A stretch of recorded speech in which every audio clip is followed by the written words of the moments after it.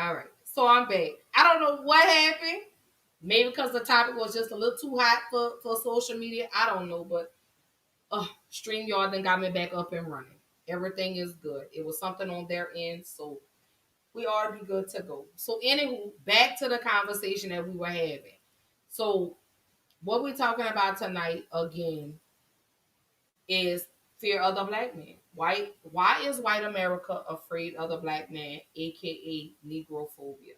So that's tonight's topic. Oh, I really lost my train of thought when I got kicked off. I was like, really, stranger, you gonna do your girl like that tonight?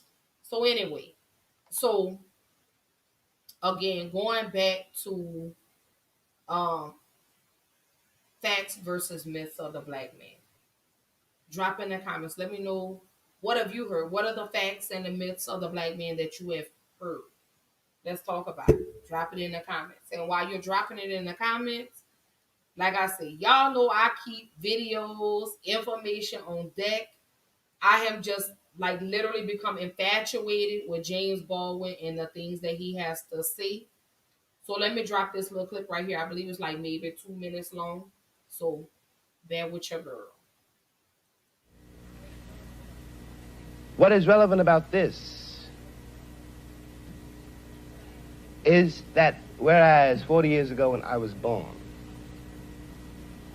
the question of having to deal with what is unspoken by the subjugated, what is never said to the master, of ever having to deal with this reality was a very remote possibility. It was in no one's mind.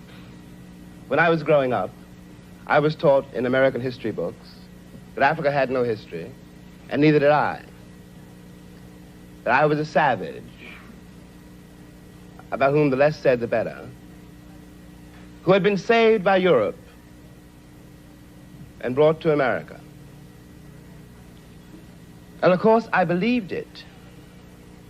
I didn't have much choice. Those are the only books there were. Everyone else seemed to agree. If you walk out of Harlem, ride out of Harlem downtown, the world agrees. What you see is much bigger, cleaner, whiter, richer, safer than where you are. They collect the garbage. People obviously can pay their life insurance. The children look happy, safe. You're not. And you go back home. And it would seem then, of course, that it's an act of God, that this is true, that you belong where white people have put you. It is only since the Second World War that there's been a counter-image in the world.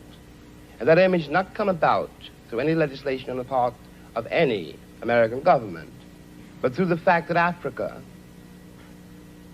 was suddenly on the stage of the world, and the Africans had to be dealt with in a way that had never been dealt with before.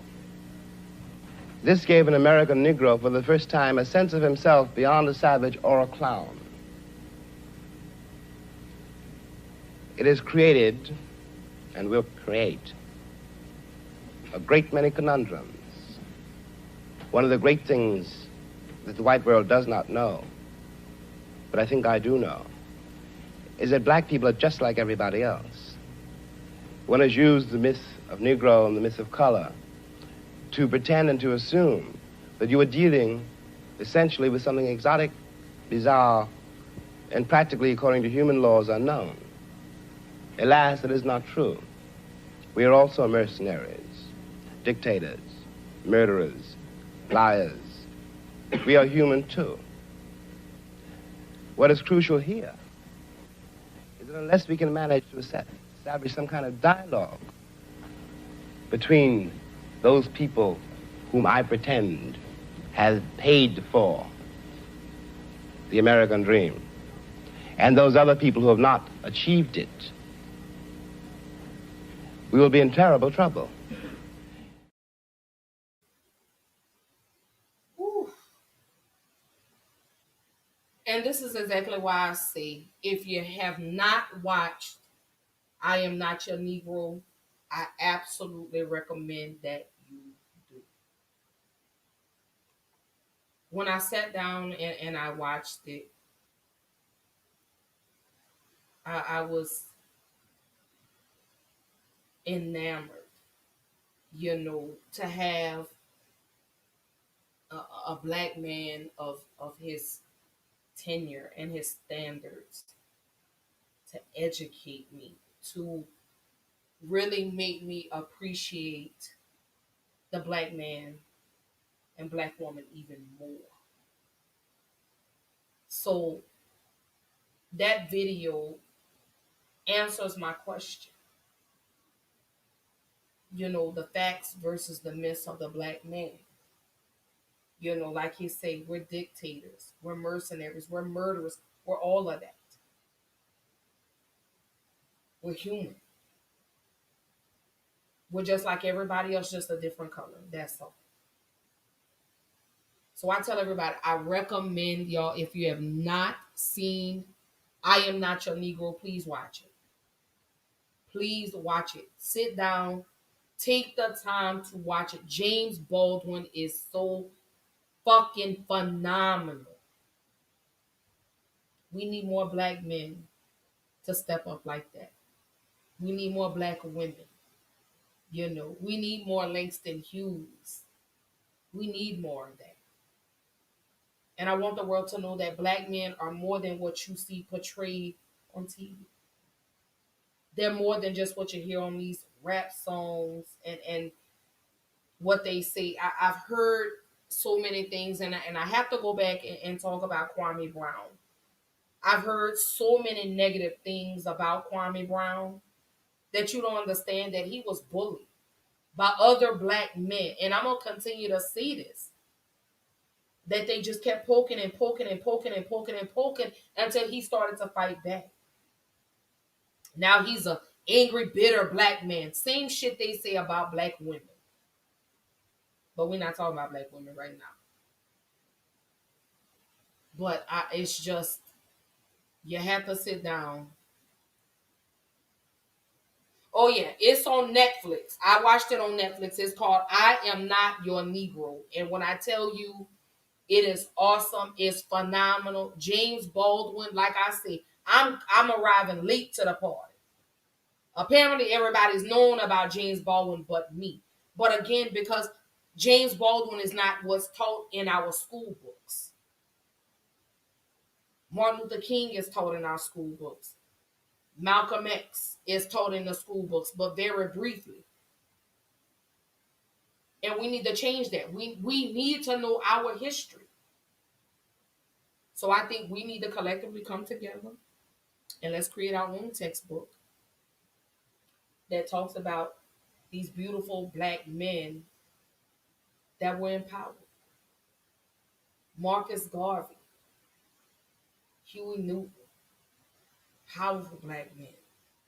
If you haven't had a chance, sit down and watch Jesus and the Black. I'm sorry.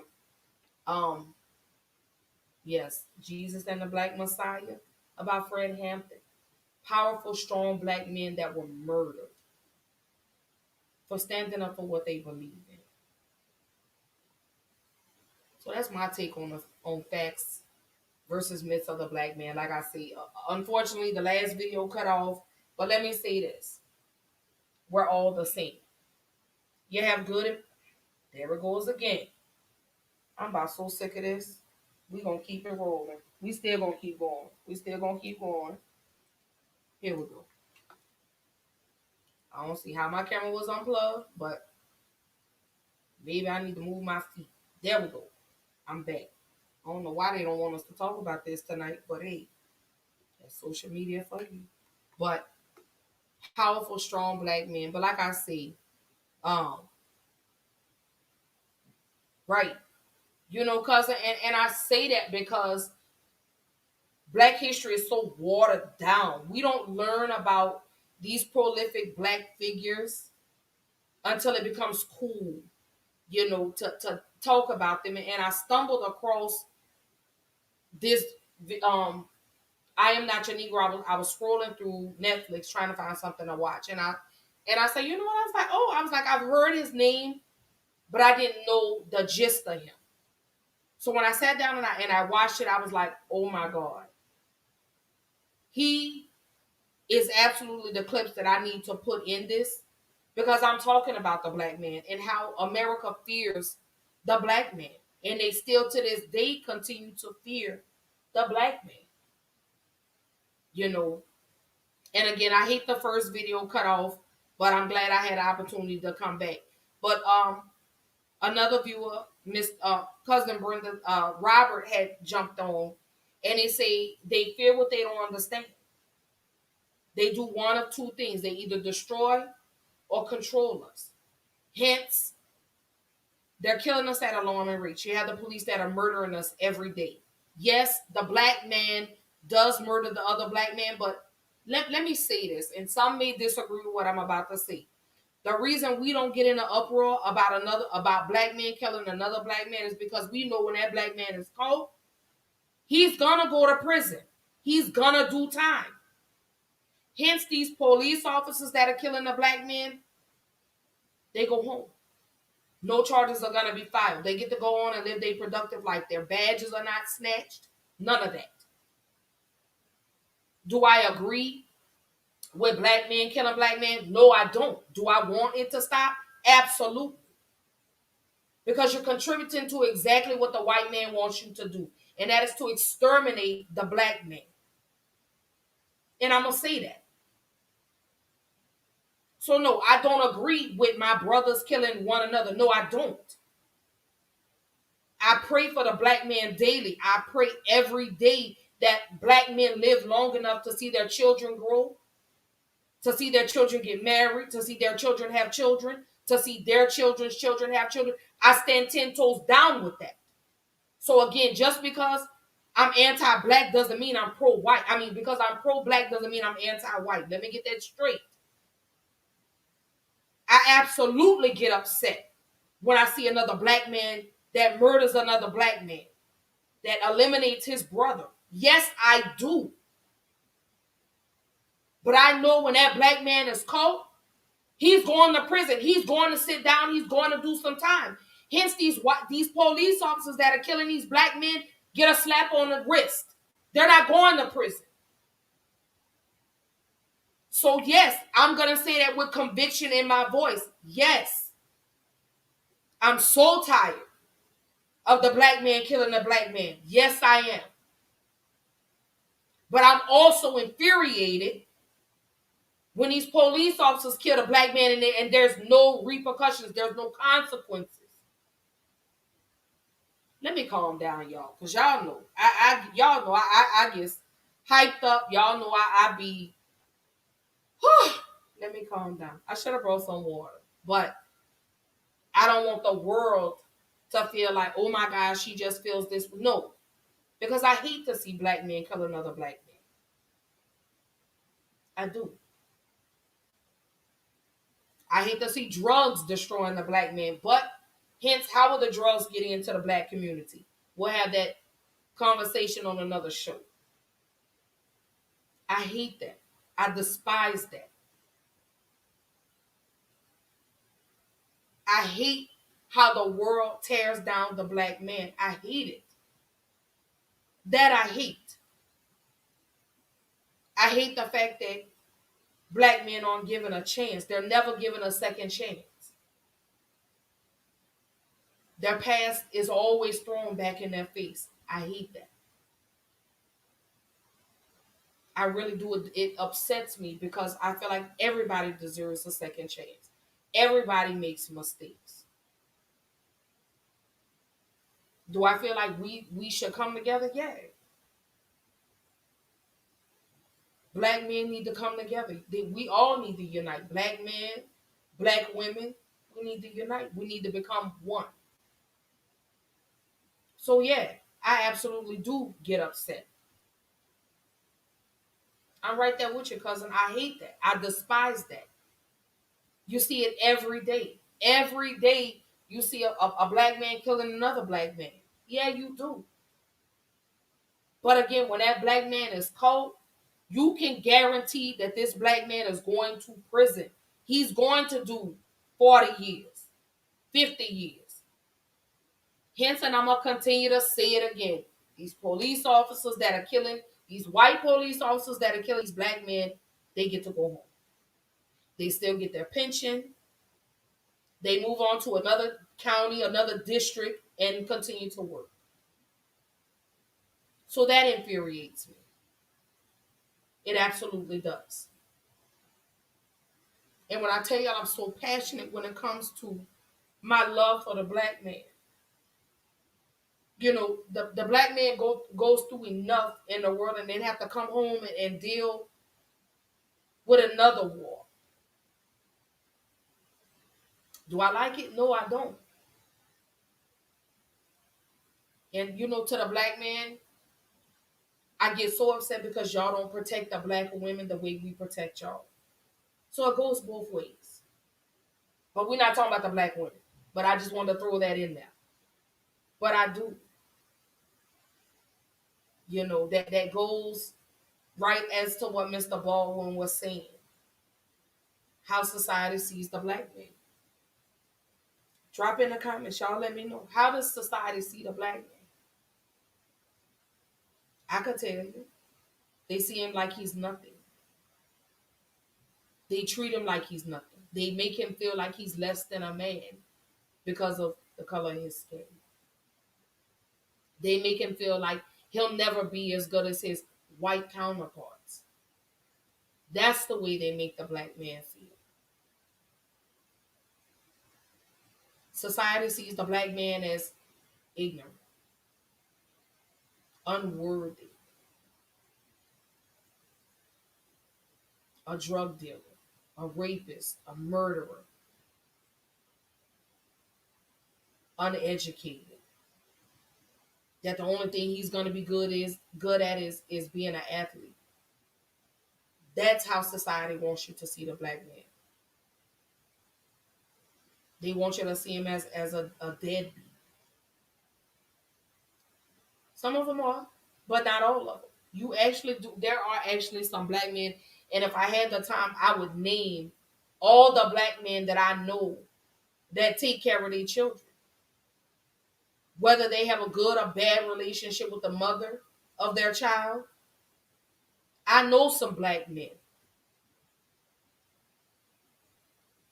that participate in the village of raising these children, even stepping in and raising children that don't belong to them.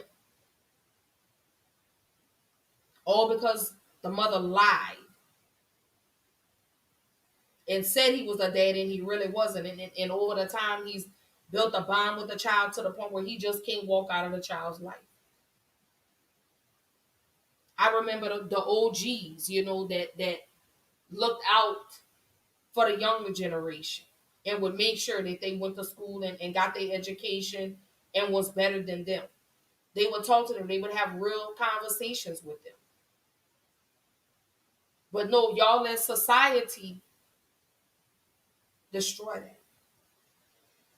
If you go back and you look at Good Times, oh, I still love that show. The black man went to work. He had a wife. He raised his children. You look at the Jeffersons. You look at the Cosby Show. You do have black men that are actually like that. But then you get to these movies that show the black man selling drugs. That the only way he'll be able to get out of the hood is to be an athlete. We have lots of black lawyers. We have lots of black doctors. We have lots of black judges. But they don't show that. They don't show that. Society does not show that. They do not portray the black man in those roles. Then you have these black men that the only way they can get roles is if they put on dresses. They are continuously trying to emasculate the black man.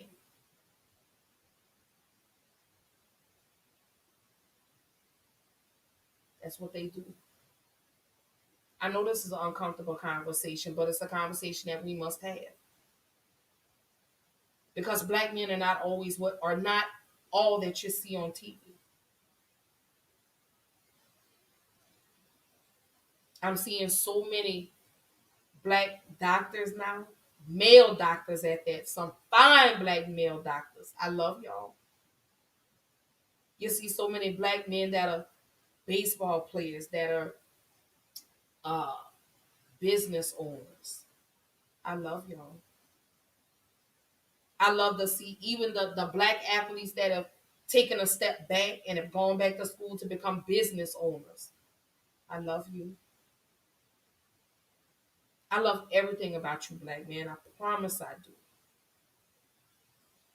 I'm trying not to get emotional because y'all know how I feel about the black man. I love y'all with everything. I will move heaven and earth. Oh God. I said I was not gonna get emotional tonight, but I do. I would absolutely move heaven and earth for the black man. No matter how bad a black man mistreats me, I'll never stop loving y'all. Never. We as black women, we're supposed to be their safe space. We're supposed to be their comfort zone. You get what I'm saying? We're supposed to. But unfortunately, society doesn't show the good side of the black man. They always show the bad. I hate that. Which takes me back to why do so many whites fear black men? It takes me right back to that. Why? I want to know why. Why do they fear the black man so much? Is it because he's strong? What is it? Because the last time I checked, he's human, just a different color. So, like I say, I'm gonna continue to celebrate. I'm gonna continue to love. I'm gonna continue to encourage. I'm gonna continue to empower and uplift my black men because I know y'all don't get that. I know y'all don't get it. You know, y'all are just so fascinating. I just let me take a moment. I just really want to brag. Let me remove this really quickly. I really just want to brag on the black man for a minute. I really do. Oh, let me get my thoughts together, y'all. Because, y'all know when it comes to talking about the black man, y'all know I get so excited. I get just, enamored, enthralled. I love y'all. But I really want to take a moment and just talk to my brothers for just a minute or two. Black man, I want you to know that just because you have a past doesn't mean you don't have a future. I know you guys go through enough every day in the world. I know y'all aren't celebrated. I know y'all aren't appreciated because it doesn't fit the narrative. I know that. I see it every day.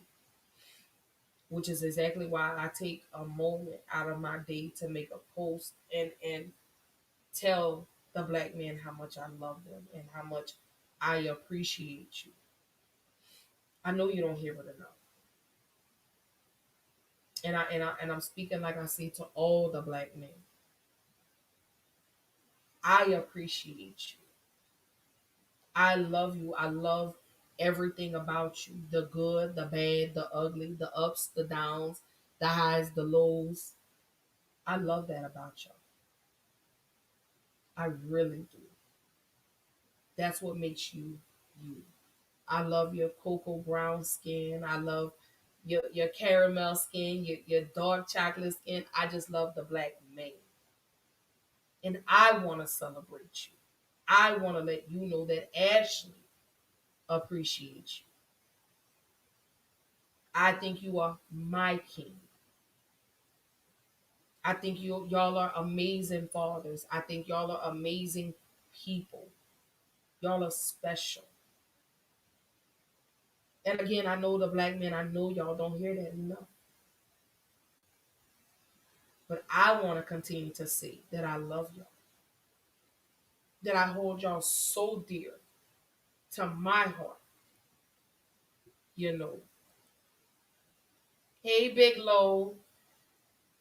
I am just right now. I had to just kind of step back for a moment because I wanted to celebrate and just love on a black man, just a little bit.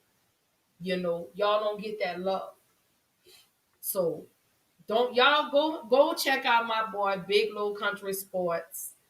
Yes, he is a Falcons fan, but man, if you want some great football talk, y'all go talk to my boy Big Low. I promise you will not be disappointed. I promise you. He amazing conversations, and he showed him and his wife, Coach Roney, showed me so much love, and I absolutely appreciate it. So y'all go check out Big Low Country Sports. Go follow him on YouTube. Subscribe. Again, yeah, he's a Falcons fan, unfortunately, but I go in because I like the football conversation. And at the end of the day, it goes beyond sports. It's always love. So Miss Robbins says, black men are naturally stronger physically and mentally.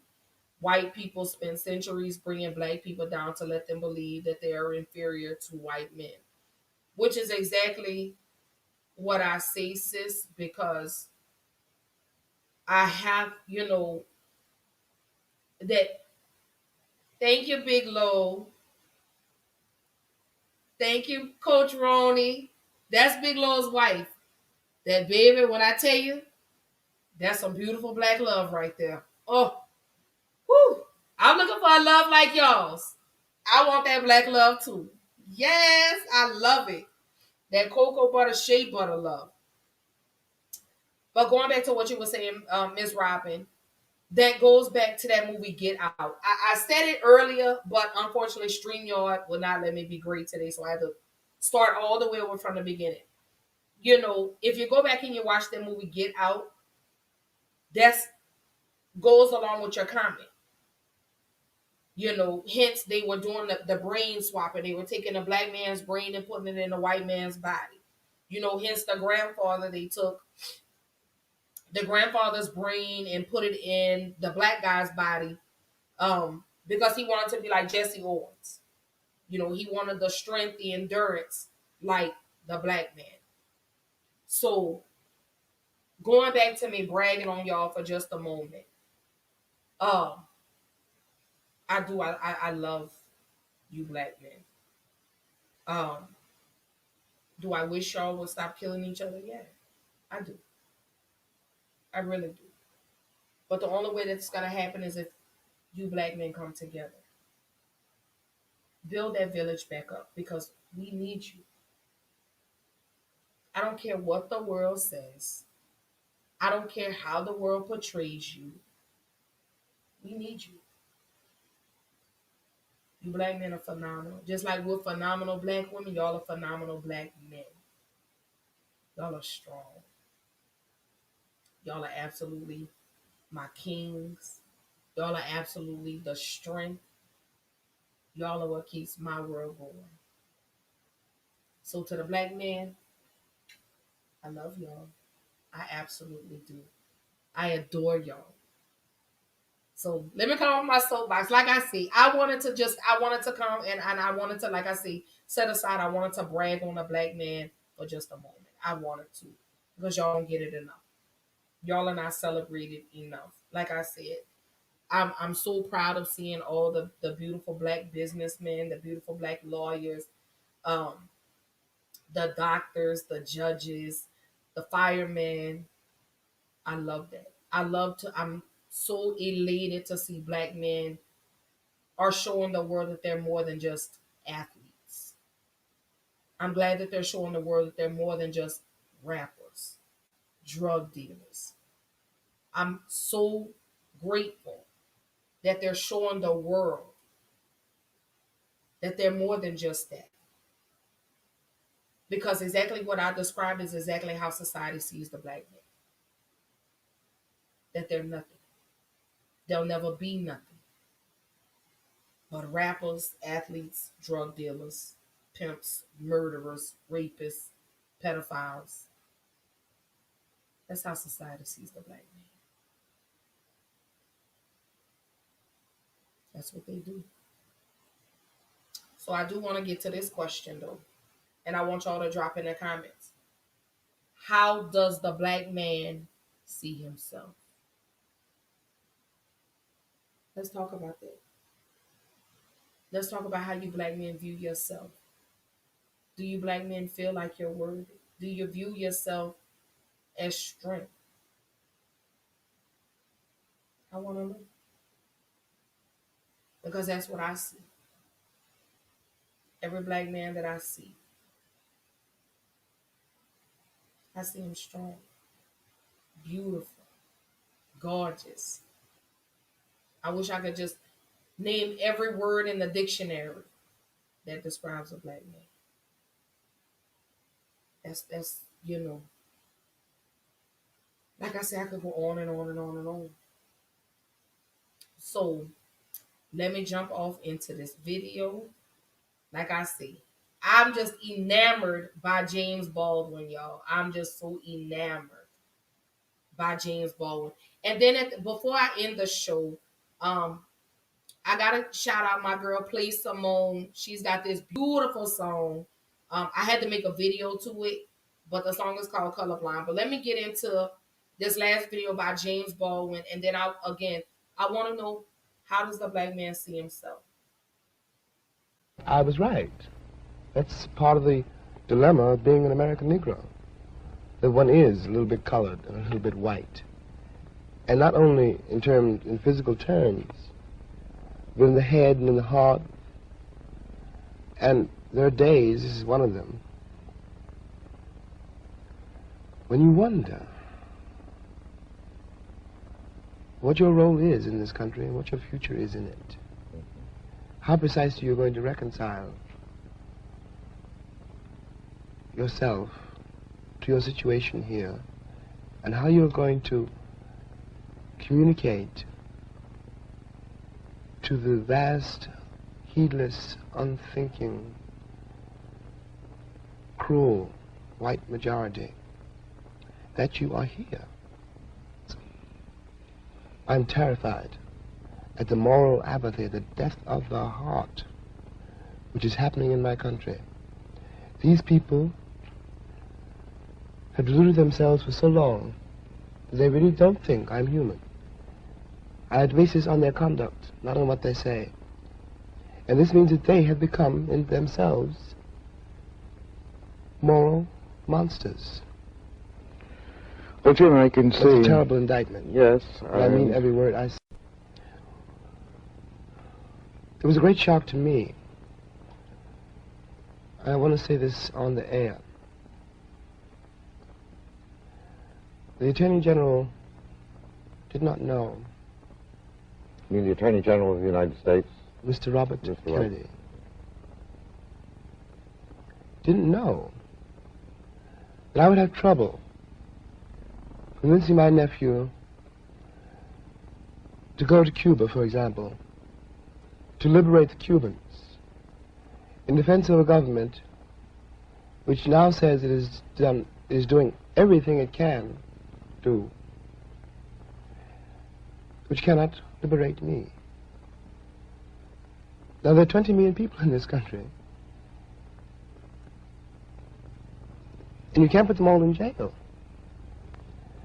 I know how my nephew feels. I know how I feel. I know how the cats in the barbershop feel.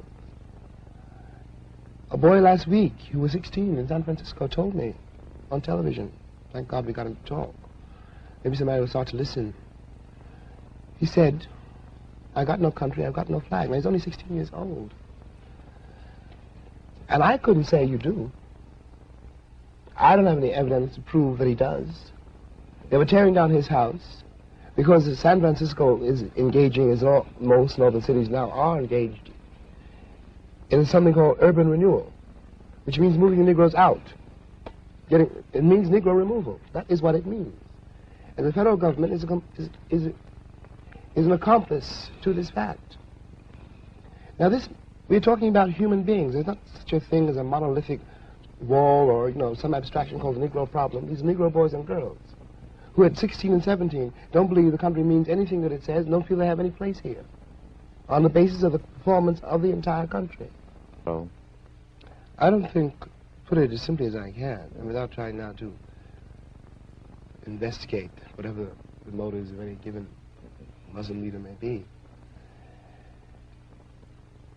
It is the only movement in the country which we can call grassroots. I hate to say that, but it's true. Because it is only, when Malcolm talks, or one of the Muslim ministers talk, they articulate for all the Negro people who hear them, who listen to them, they articulate their suffering.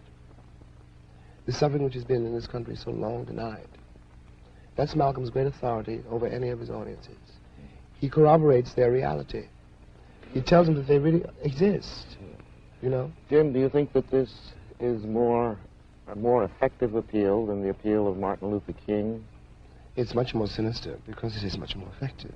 It's much more effective because it is, after all, comparatively easy to invest a population with a false morale by giving them a false sense of superiority. And it will always break down in a crisis. It's the history of Europe, simply. It's one of the reasons we're in this terrible place. It's one of the reasons that we have 5 cops standing on a black woman's neck in Birmingham. Because at some point they believed, they were taught and they believed that they were better than other people because they were white. It leads to a moral bankruptcy. It is inevitable. It cannot but lead there. But my point here is that the country is for the first time worried about the Muslim movement. It shouldn't be worried about the Muslim movement. That's not the problem. The problem is to eliminate the conditions which breed the Muslim movement.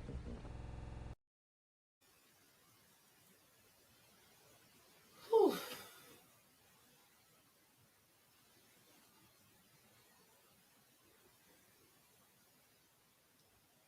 Again, y'all.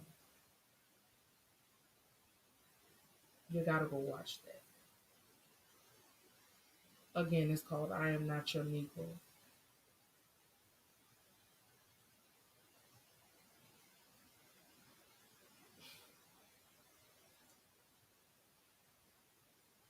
I'm really trying not to get emotional.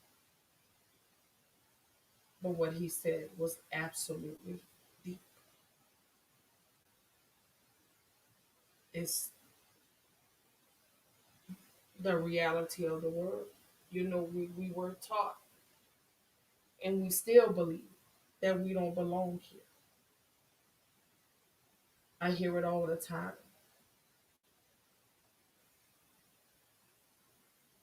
We're called animals. We're called savages. The black man.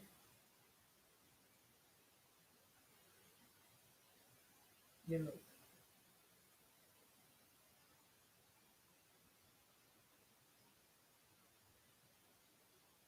This. Y'all, I really try not to get emotional on these shows. What? When I go and I sit back and I watch that,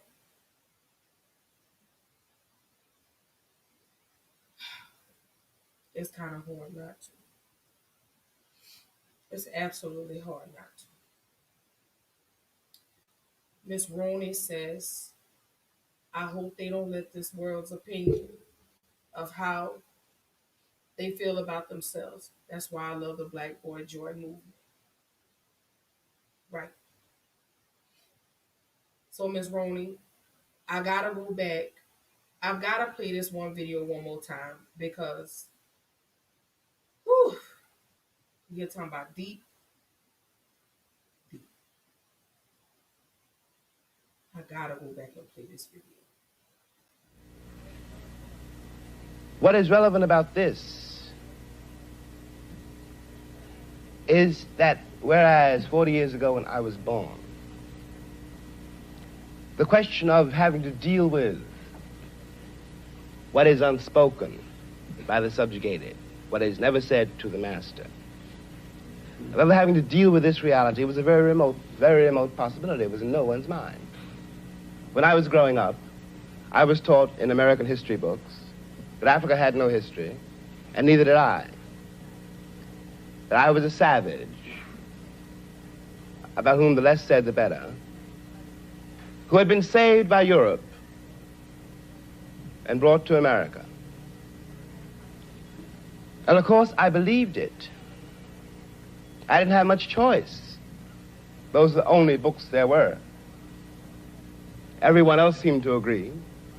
If you walk out of Harlem, ride out of Harlem downtown, the world agrees. What you see is much bigger, cleaner, whiter, richer, safer than where you are. They collect the garbage. People obviously can pay their life insurance. The children look happy, safe. You're not. And you go back home. And it would seem then, of course, that it's an act of God, that this is true, that you belong where white people have put you. It is only since the Second World War that there's been a counter-image in the world. And that image not come about through any legislation on the part of any American government, but through the fact that Africa was suddenly on the stage of the world, and Africans had to be dealt with in a way that had never been dealt with before. This gave an American Negro for the first time a sense of himself beyond a savage or a clown. It has created, and will create, a great many conundrums. One of the great things that the white world does not know, but I think I do know, is that black people are just like everybody else. One has used the myth of Negro and the myth of color to pretend and to assume that you are dealing essentially with something exotic, bizarre, and practically, according to human laws, unknown. Alas, that is not true. We are also mercenaries, dictators, murderers, liars. We are human too.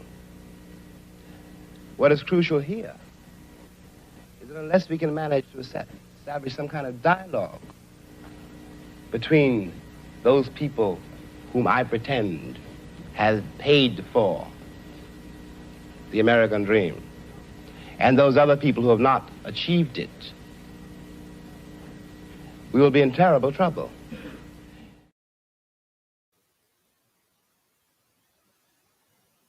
Oof. Again, I had to replay that. Like I say, I'm so enamored by that documentary that I've watched it maybe 2 or 3 times. But he said exactly, we're exactly where white people try to put us. So that goes back to that, how society sees the black man, which hence goes back to why do so many whites fear the black man? It takes us right back to those same questions. Exactly what Mr. Baldwin was saying. That's why they fear us. Exactly why they fear us. Do I hope at some point in time that I live long enough to see the change? Yeah, absolutely I do.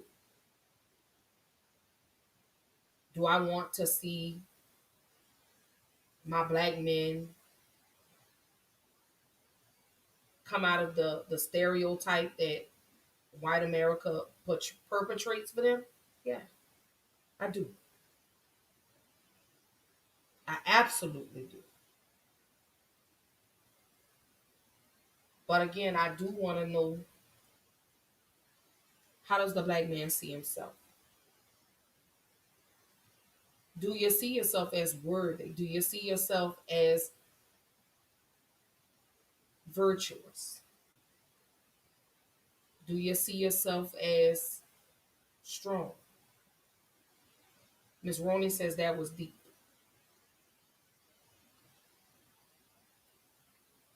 And again, as she says, I hope they don't let this world's opinion of them affect how they feel about themselves, which is why she loves the Black Boy Joy movement.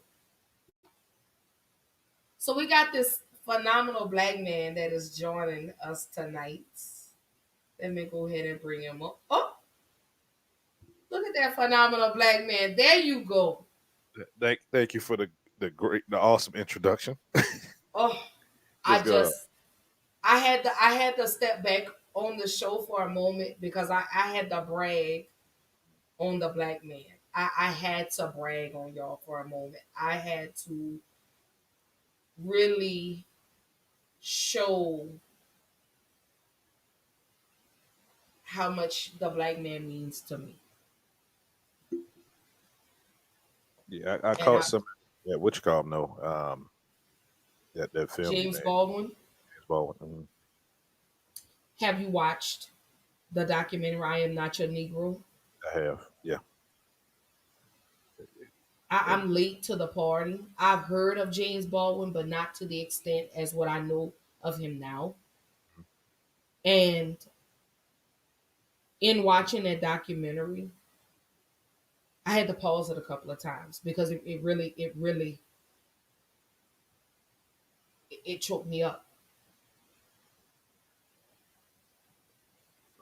that was a very impactful brother. And I mean, same stuff was going on back in the day. Some of that stuff is going on today. And Right. he speaks very eloquently and talks about certain stuff we had going on, in the past. That clip I just showed where he says white America has put us where they want us to be. And I think I've watched it maybe 5 or 6 times already. And the black man, I just love y'all. I do. I try, I try not to get emotional on these shows, but you already know when it comes to the black man, you know that tugs at my heartstrings. Mhm. I get the same way about black women, but not the way I get about black men. Because y'all are not celebrated enough. Y'all are not held to the highest regards or the highest standards enough. Y'all don't get your roses. You don't get your accolades. I go back to why is white America so afraid of the black man? I go back to that. I want to know why. Well, historically, we go back to historically, right?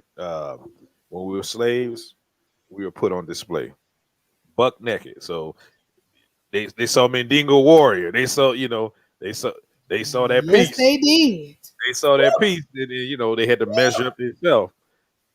Think about all the times, every time they was trying to punish us, they would try to deal with our phallus. They would try to castrate us and everything, or they would not try. They would castrate us because it was rooted in jealousy and envy of the black male phallus. So that's part of it.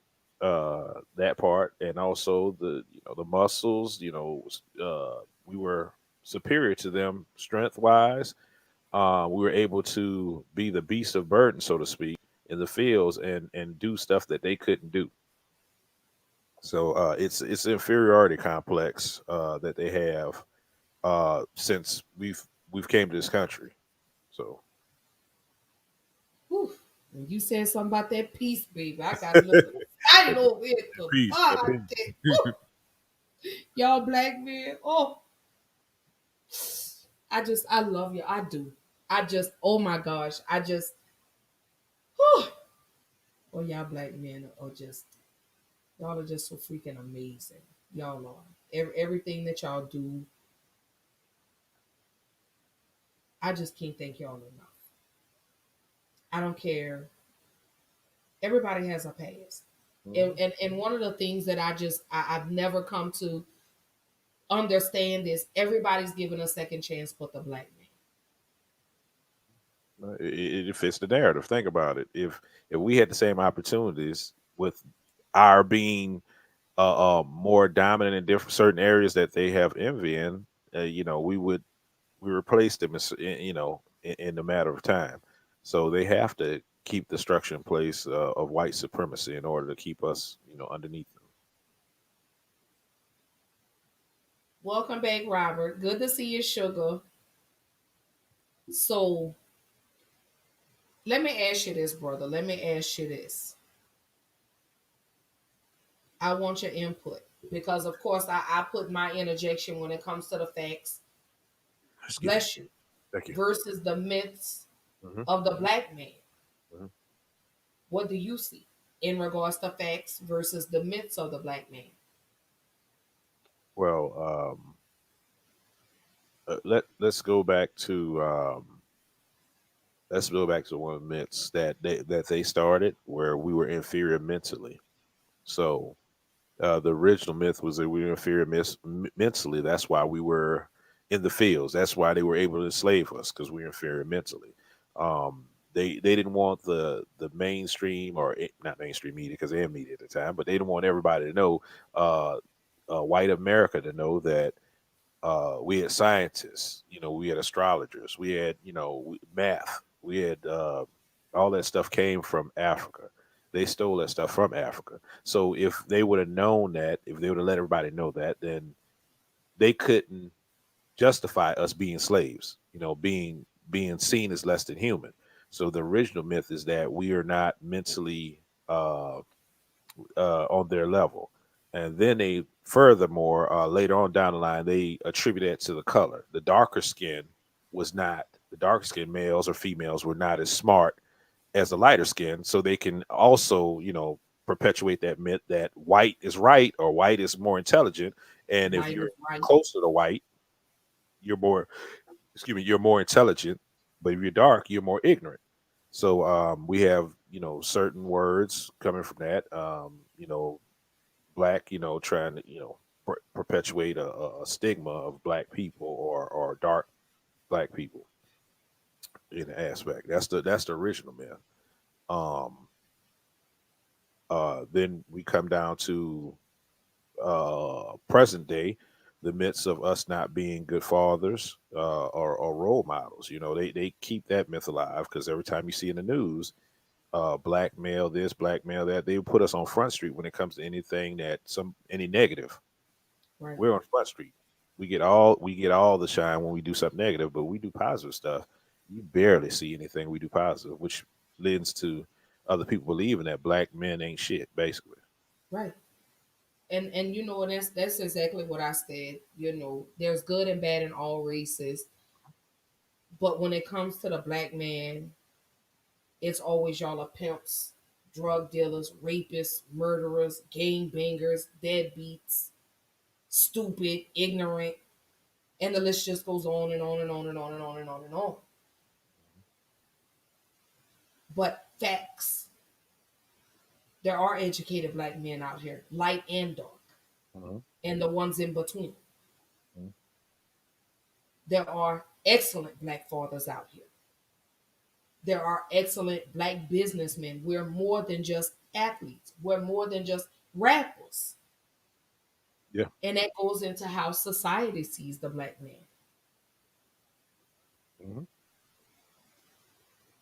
I hate that for They spend, y'all. they spend a lot of money in showing that image of those negative images. And the black man falls right into it because that's what they place value on. Hmm. That goes to what you were talking about on your show tonight. Hmm. We place the value on the wrong things. Do I want to see black men come together and stop killing one another? And I'm gonna stress this again. Yes, I absolutely get angry when I see you black men killing each other. I do get angry. Absolutely. I do. But it infuriates me more when the white man kills you and they get away with it. Hmm. That infuriates me. Why? Because when a black man kills another black man and he gets caught, he's going to prison. He's going to do jail time. No appeals, no none of that. 40 years is what you get. The white man that killed the black man, you get a slap on the wrist. You get to go home. He was justified because here comes your past. Oh, he was a drug dealer. Oh, he's Yep. been to prison. He did this. He did that. He was a drug addict. He was this. That's why I get infuriated. I don't like to kill another black man, period. And also that goes to the other myth, right? Is that we kill black men kill black people more than white men kill white people, right? It's around the same percentage because people are going to do stuff to people in proximity to them. Right. So if you look at 80% of white people kill white on white crime. Same thing with black people. It's 80-90% of black people, black on black crime. So it's the same thing, but they put the figures out there so we could believe in that. So we could believe that okay, these black men are just all abusive. These black men are all violent criminals, and they do it for us, women. So women won't trust us, so we won't trust each other, and also so white people won't trust us. So it paints us in a picture that they can control the narrative and uh, uh make people fear us, so whatever they do to us is justified. Right. Orlando Castillo. Hmm. There's a ton of names. Trayvon Martin. Hmm. But it's which takes me to that stand your ground law. Hmm. So I can't protect myself, but it's okay for the white man to do it. I can't protect my loved ones. I'm in fear of my life.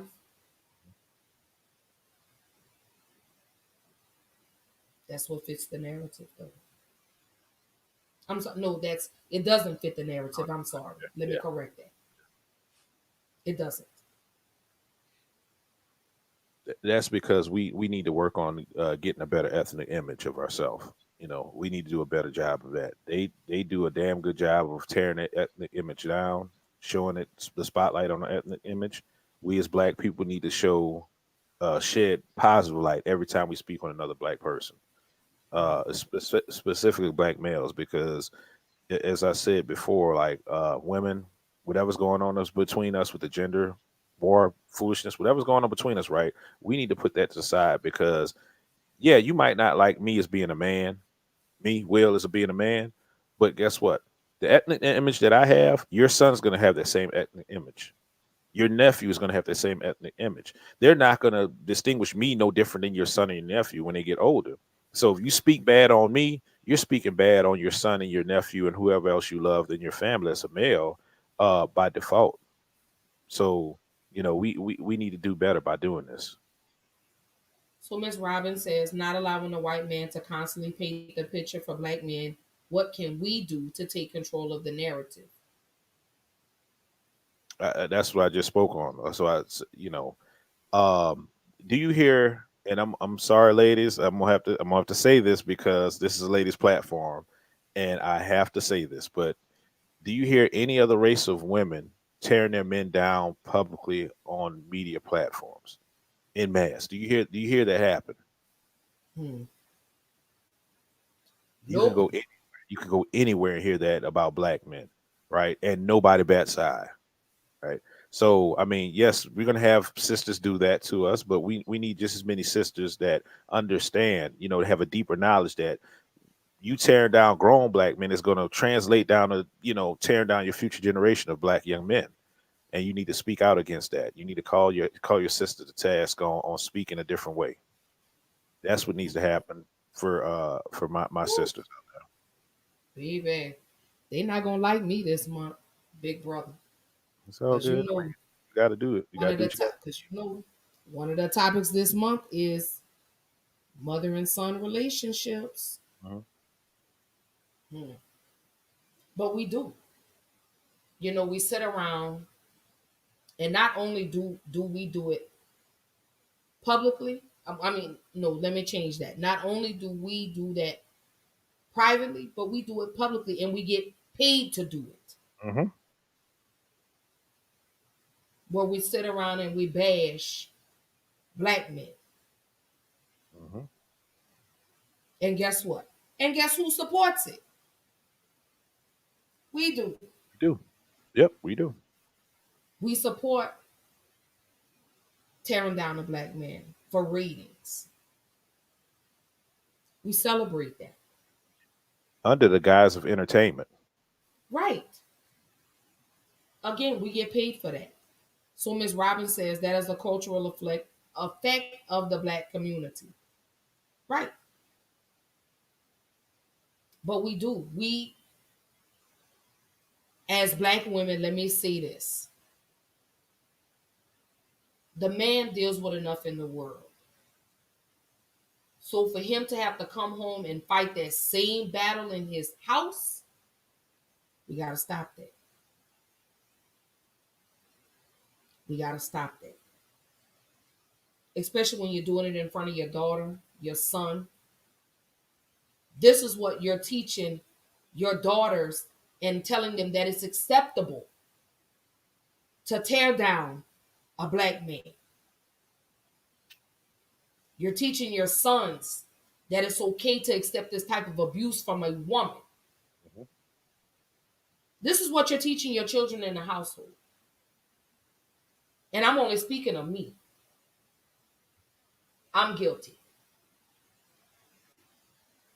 Because the man that I had in my household, I made him feel like he was one of my children. So hence my daughter talks to her boyfriend that way. And I find myself having to catch up, stop talking to that boy like that. You're not his mama. But my children only mimic what they see. True.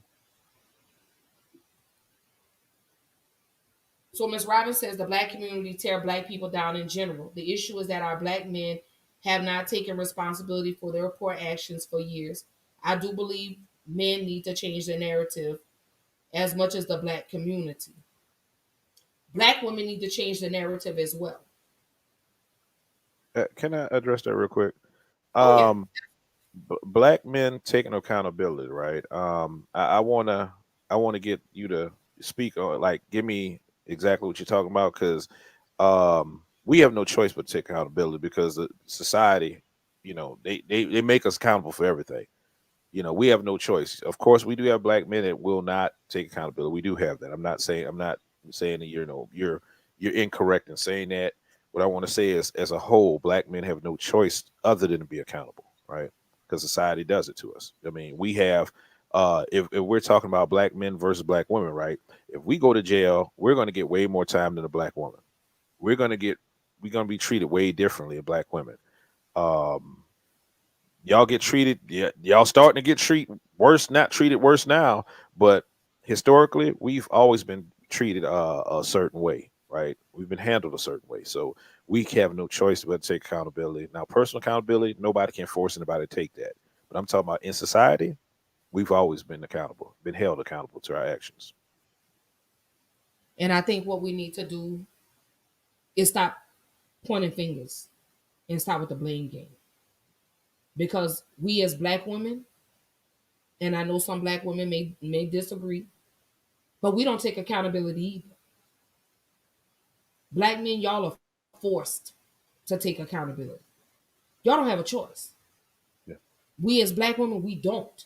We don't want to eat out of the same bowl that we've been dishing to people for all these years.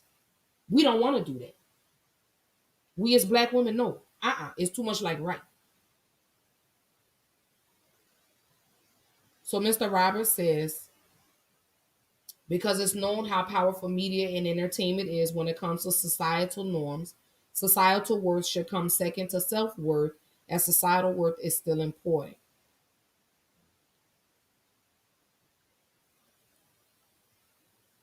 So Ms. Robbins says, I'm not talking about as a society, I'm talking about as a community. Well, in the community too. I mean, in the community too, we've been held responsible also.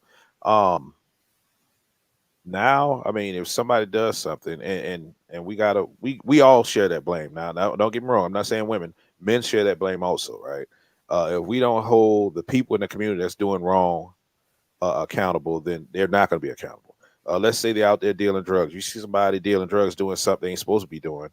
If no snitching, right? If you don't say anything about it, it keeps going on. Your community falls to shit. So we are all responsible for that. It's not just the men in that. Because who reaps the benefit of when men selling drugs and doing illegal stuff? Usually, it's a woman somewhere being reaping the benefit, right? So we all share the blame to that. We all, even in women raising these boys, right? Come on, everybody has a mother that knows what's going on and doesn't do anything about it. So we can't separate men and women. Our history is tied together. We cannot separate talking about men, you did this and you did this, that, the other, point fingers at them or point the finger at the woman. We share that same history, we share that same outcomes. We just act like we're separate, and that's what's talking about tonight, right? Being an independent. On my podcast, being independent is ruined our community because we feel we're independent of one another. Men and women, we're not independent. We're all in this bullshit together, and we need to start acting that way. So Mr. Roberts says, but we should not find of self-worth through the worth that society gives us.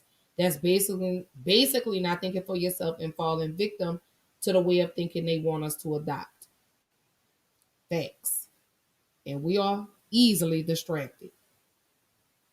Let some real shit go on in the world, but then let a new dance come out. That's what our focus shifts to, is All this new dance. all over it. We on TikTok doing the latest challenge. So they're distracting us from what's real live important. I talked about it a couple of episodes ago, how while we were so focused on oh god, I forgot, but anyway, but not realizing that the governor of Texas just signed into law a 6-week abortion ban. While we were so focused on this over here to the left, they snuck this shit in on us on the right. Most women don't find that they're pregnant until maybe they're 6, 7, 8 weeks. So we're easily distracted. Like in that video by Childish Gambino, This Is America. I love that video and that song, by the way. Yeah, yeah. So Ms. Robbins says the black man has not held themselves accountable to what they have contributed to the black community within the families, the structure of the families, the destruction of our generations to come, etc., etc. She also says black women are forced to take accountability for the lack of what black men, for the lack of what black men. Black women are forced to raise children by themselves. Let me interject on this really Okay, quickly. go ahead. Say, because I had a comment also. So, in regards to black women being forced to raise children by themselves, let's talk about the black women that cannot. I'm sorry, I didn't mean to take that off the screen. Let's talk about the black women that are so bitter that they don't allow the man to stay and take care of the child because she's pissed off because the relationship didn't work out. Again, that's going to be Thursday's conversation, because that's Thursday's conversation. Deadbeat dads or the bitter baby mama syndrome. So I'm not saying that black men don't do any wrong, but again, it's time for us to stop with the blame game. Because women, you need to stand 10 toes down in the BS that you do when it comes to the dynamic in the household. We need to take accountability for some of the things that we have not contributed to the community, not just black men.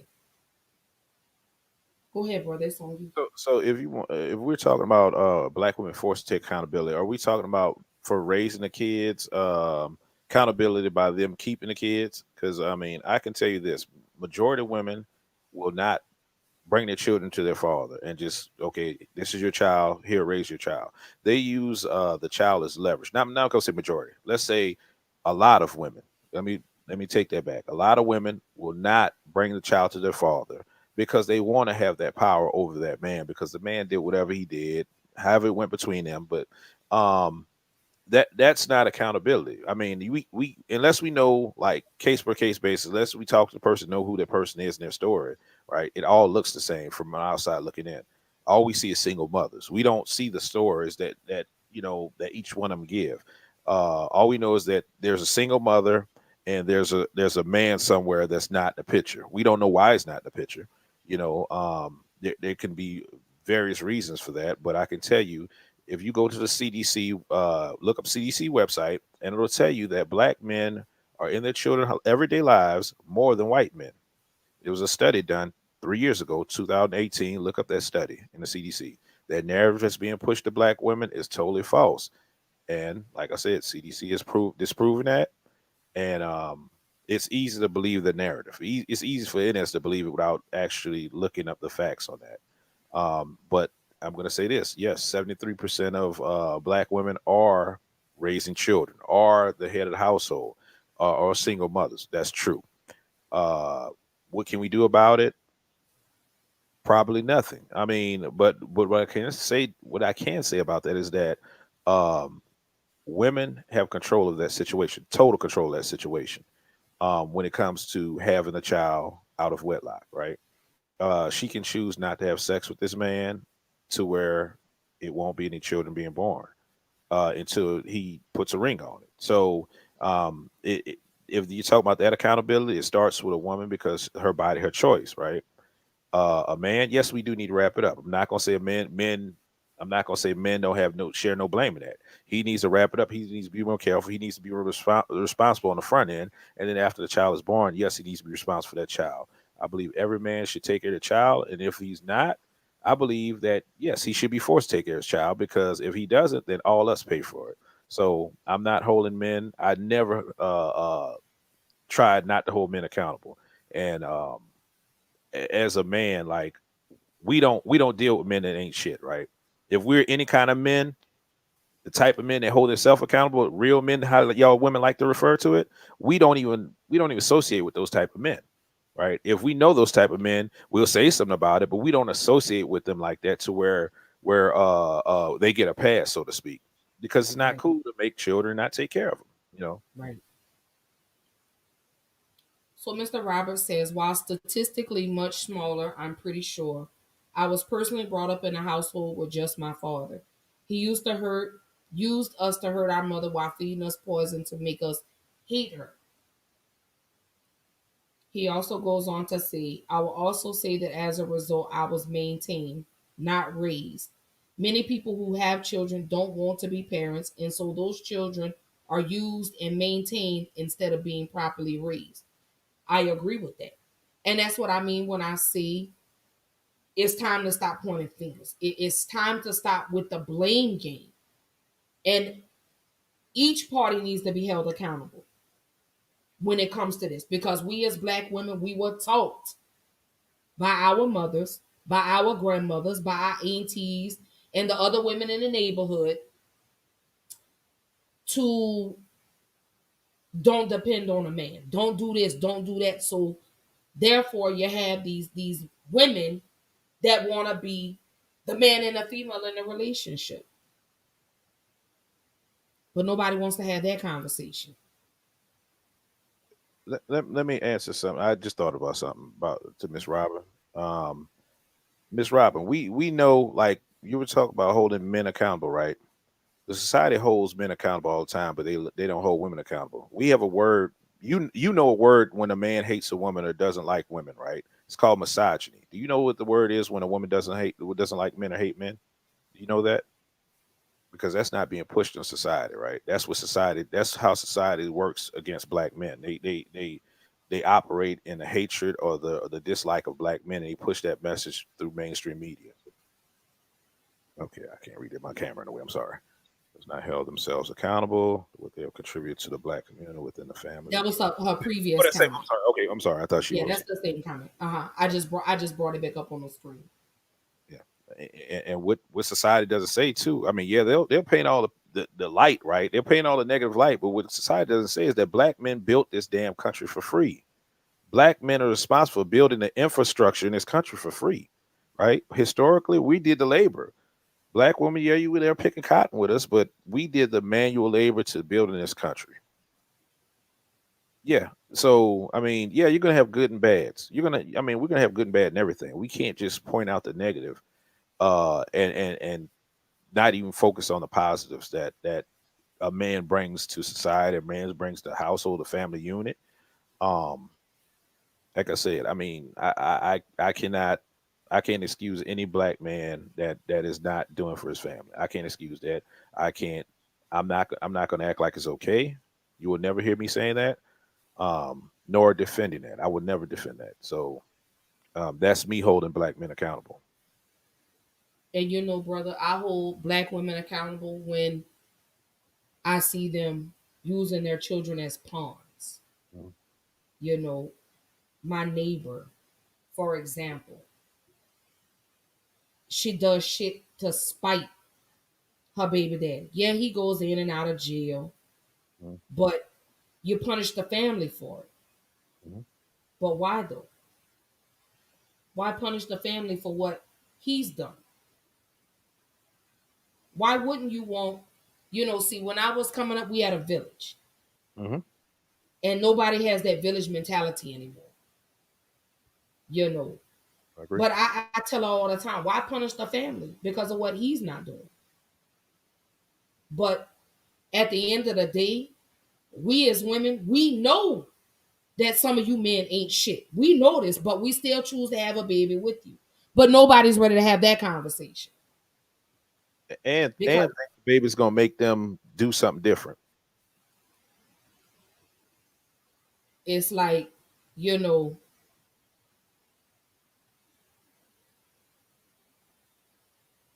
how do you block this? Hold on. Hold on. We got some crazy comments that are,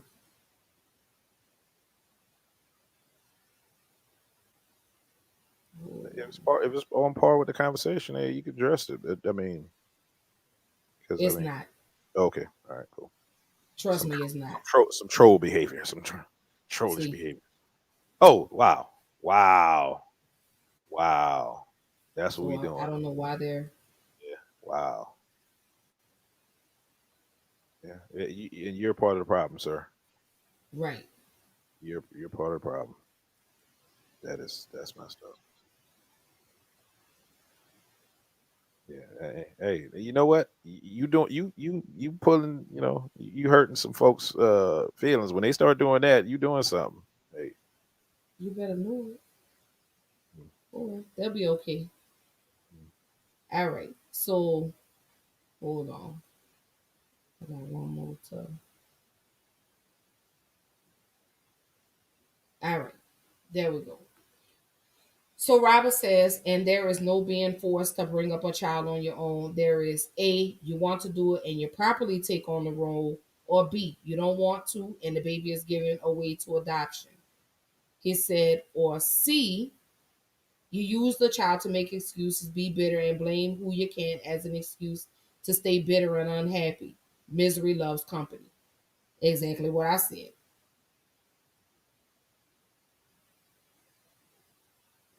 Exactly what I said. Hold on.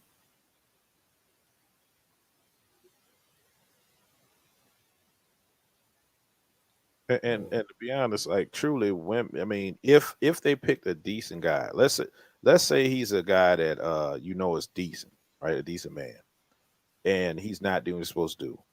We got something in place that's going to make this man, if he keeps the job, that's what I mean by decent. He keeps the job. He provides for himself.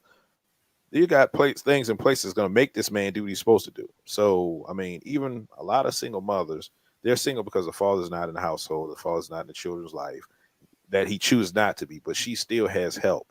She because they're going to make him help her. It's not totally. We need to stop saying single mothers and having that blanket term for every woman. We have mothers that were married, their husbands died. They're not single mothers. They're widows, so they're really not single mothers. Divorced women are not.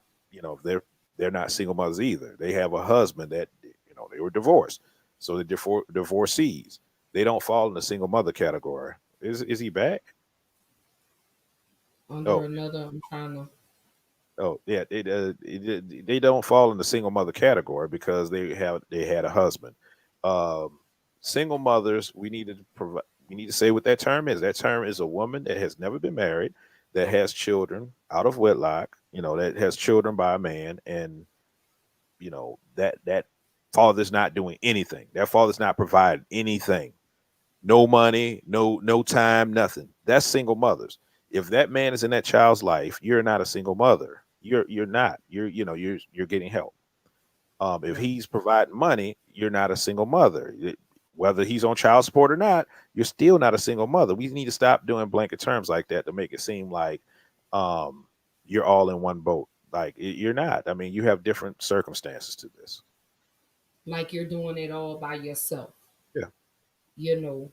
Um, but I mean that again is exactly what society perpetuates for the black man.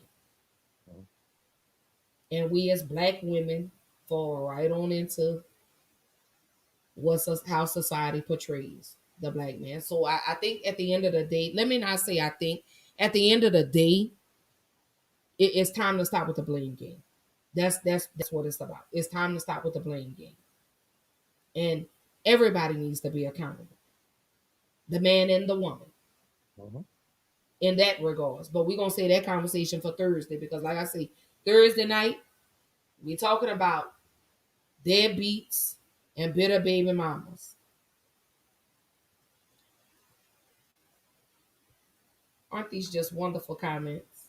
Wow. Yeah. All right. We getting all the hate today. Ain't that a shame? Hey, Hey, I welcome that. I know, we ruffling feathers and we look, doing we doing something good.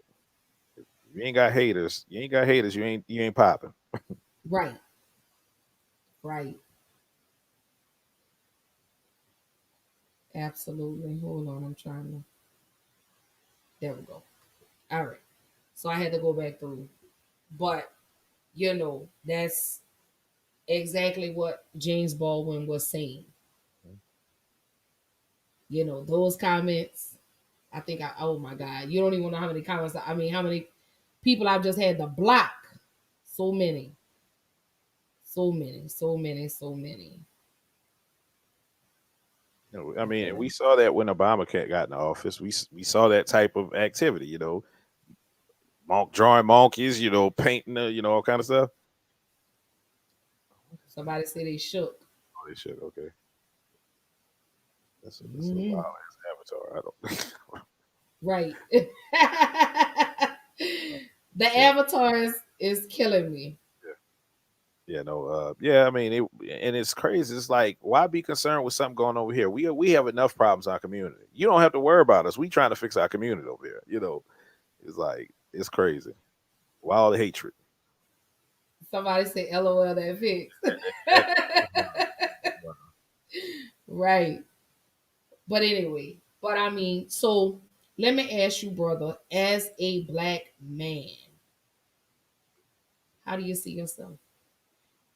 um, If you okay, so if you go back to the old will and you come to the new will. okay, that's a damn good question. So the old me, younger me, I saw myself as I saw myself through the eyes of other people, right? um, because I didn't know self. So I saw my eyes through other people, like what women said about black men. I saw myself through those lens. Um, when my mother, you just like your father, I saw my eyes through those lenses at some point. To where I looked at it as negatively.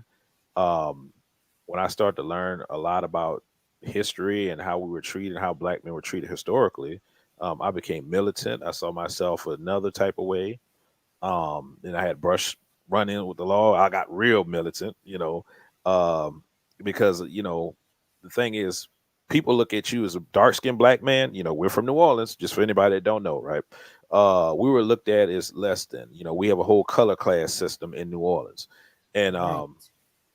and I looked at myself for a second as less than. I worked somewhere where we was working for Jewish people, and it was sales, and there was nobody else dark skinned my complexion on the sales floor that was males. Right? They were all back in the stock room. Um, so it bred something in me, like, damn, for a second, if I didn't know myself, I would have doubted myself. I would have acted like some of these dudes act today, basically, oh, if I'm not worth anything, um, it, it, sir, they helped us by what? Bringing us here from Africa. I mean, hey, y'all got everything for free, so y'all got more from us than we got from you. And a Derek Right. Chauvin. Okay, sir, you're gonna do fine in jail. Okay. Anyway, um, like I was saying, if I didn't know myself, if I didn't know history, right? I would have been in trouble because I would have started acting out like the rest of these youths are doing today because they don't have anything to kind of tether them to their past. They don't have a foundation. And I got to say about my mother too. She created an excellent foundation. I come from a religious family on my mother's side, so she constantly gave us that whole religious background to where it kind of kept me grounded in a sense. So where I could have been flown off the handle and did a lot of bad shit when I was younger, I still had that in the back of my mind to where I had to kind of adhere to certain standards or whatever. And I had siblings, so that kept me grounded also. So I also saw myself through my siblings' eyes. Like if I do something, messed up, they looking at me, they might follow my path. So um I think for responsible black men, we tend to see ourselves through the eyes of other people that's around us, and then we come home, we talk to our women, and if they're not supportive, we see ourselves through their eyes also. So, like Asher was saying earlier about we have to come home and fight our women. Just think about if we have to like use that energy. We come home and you have to use that energy. We have less energy to go out in the world and do things productive and try to maintain the household and help out or whatever. It's very taxing. And women, I'm not taking away from what y'all deal with every day, dealing with children. That's not what I'm doing. What I'm saying is that this is something that y'all don't get, y'all don't understand, y'all don't hear really, because majority men, black men, they would just suck it up and they would just move on, right? They don't express themselves to where you understand that they're going through stuff, right? That's why you got black men are committing suicide. Black men are dealing with a lot of stress and trauma that they inflict on black women if they're with them Right. because they're internalizing a lot of stuff because they don't get this out. And for us to keep on pointing fingers at each other, and society keeps on telling us that we are less than everybody else, we ain't shit. It's easy to internalize this and then lash out to the people that's around us, the people we care about. So like I said, fortunately, I had a lot of stuff working behind me that I didn't have nothing to do with, but it made an impact in my life. I have a lot of I have two sisters that I look up to, even though they're young to me. I look up to them because I look at their strengths.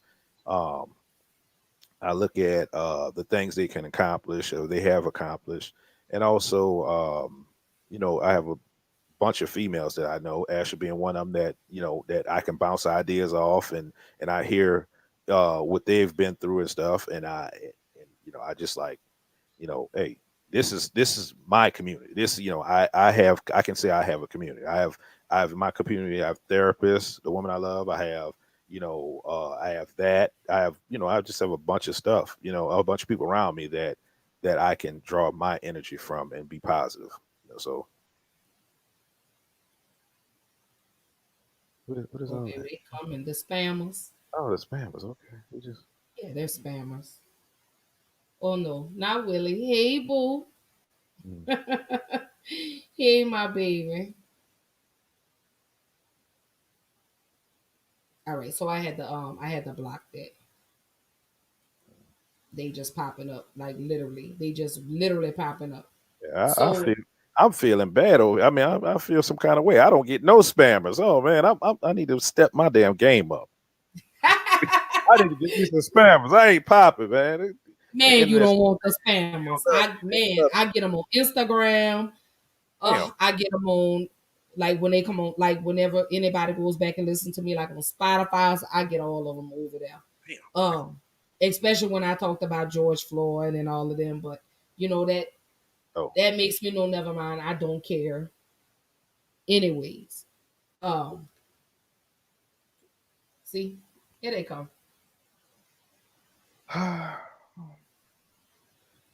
Such a beautiful thing, let me speak to that, sir. Mr. White Man, if you're a white man, white men historically have committed all crimes. They've committed they kidnapped us, brought us from Africa, rape, pillage, murder. Every crime that you say black people do, y'all have done already. First, we learned it from you.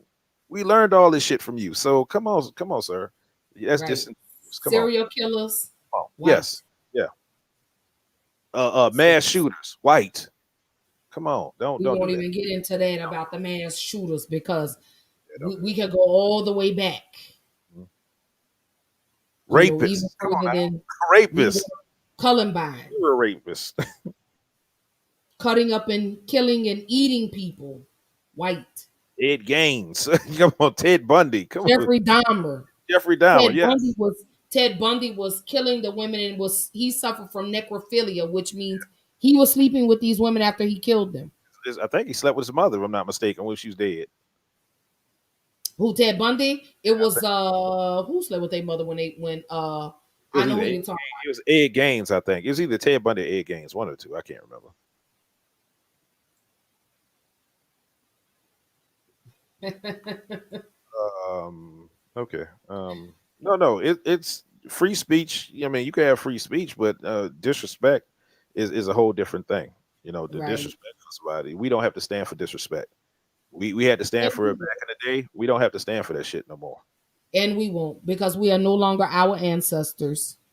We're not three-fifth human being either no more. So eh, Right. And the younger generation is stepping up as well. Anyways, so I just I have to when I say this, I am so proud of how far the black man has come because y'all are now stepping out of the shadows of just being known as athletes, rappers. Y'all are now becoming business owners, and I mean legitimate business owners, mhm. judges, you know. Um, so Robert says they're letting everyone see y'all ignorance. Robert says how much free y'all needed to be. Right. Tell him, Robert. So I'm loving the fact that we're seeing more black doctors, more black firemen, uh, black nurses, black male nurses, physical therapists. Um, they're owning McDonald's, they're owning Pizza Huts, they're owning Starbucks, they're owning Chick-fil-A's, Raising Cane's. I'm loving the fact that black men are actually stepping out and becoming real life entrepreneurs. And when I get on Clubhouse, which is why I invited you, um, Yeah, I couldn't get on it. I couldn't get on Android. I've been trying. I I don't know what's wrong with the link. I don't know if the link is down or whatever it is, but download the app itself and try to see if it'll let you join in. it won't because it won't. It's supposed to send me like a text message or something so I can get on, and it never sends me the text message for that. So there's something going on with it on the Android side. So I I'll may try. have to send it. I'll keep trying. I'll keep trying though. But I love being on Clubhouse because I get in those rooms with these black men that share knowledge, that want to see black men excel and become and live more and be more than just the stereotype, Hmm.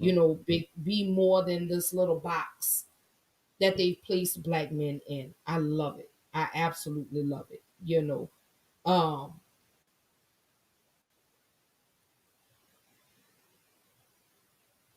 he said Clubhouse was just released on Android. I think it's a beta though. Yeah, it's Yeah, Robert. But probably straight I've up. sent invites to people and they were able to get on. I've sent invites from my Android and my iPhone because I've set mine up. Let me show you. Uh, Let me show you. I set mine up on my Android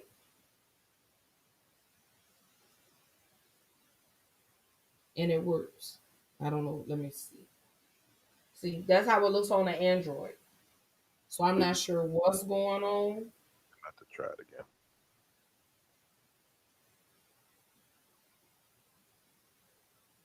I don't know what's going on with it in regards to the Android. Um, and I don't want to send it to you from the iPhone and then you can't download it, from the iPhone. But I like I say, I dip off into these rooms and I listen to the knowledge that's shared, to other black men. And I love that. So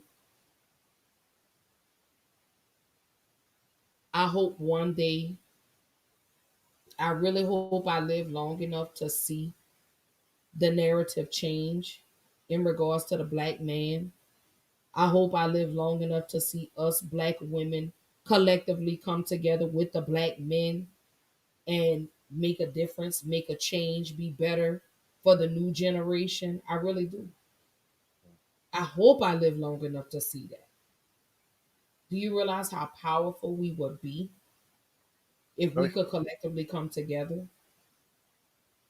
I hope I live long enough to see less black men killing other black men.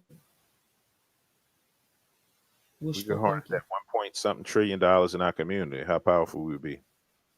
Right. You know, I don't understand. They'll bail out these big businesses. So, hold up.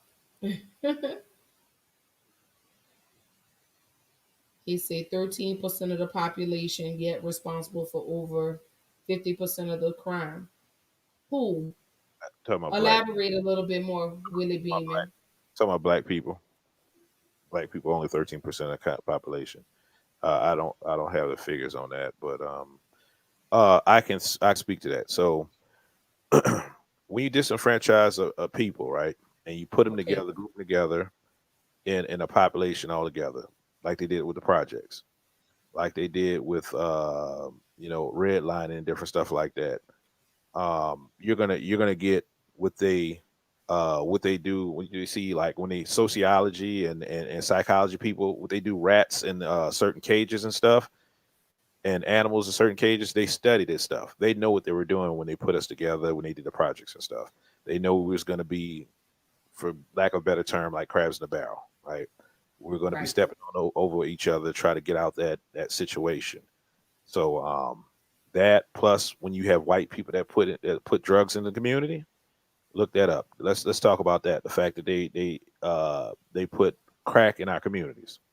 They flooded our communities with crack cocaine. So that breeds violence also, right? So you cannot.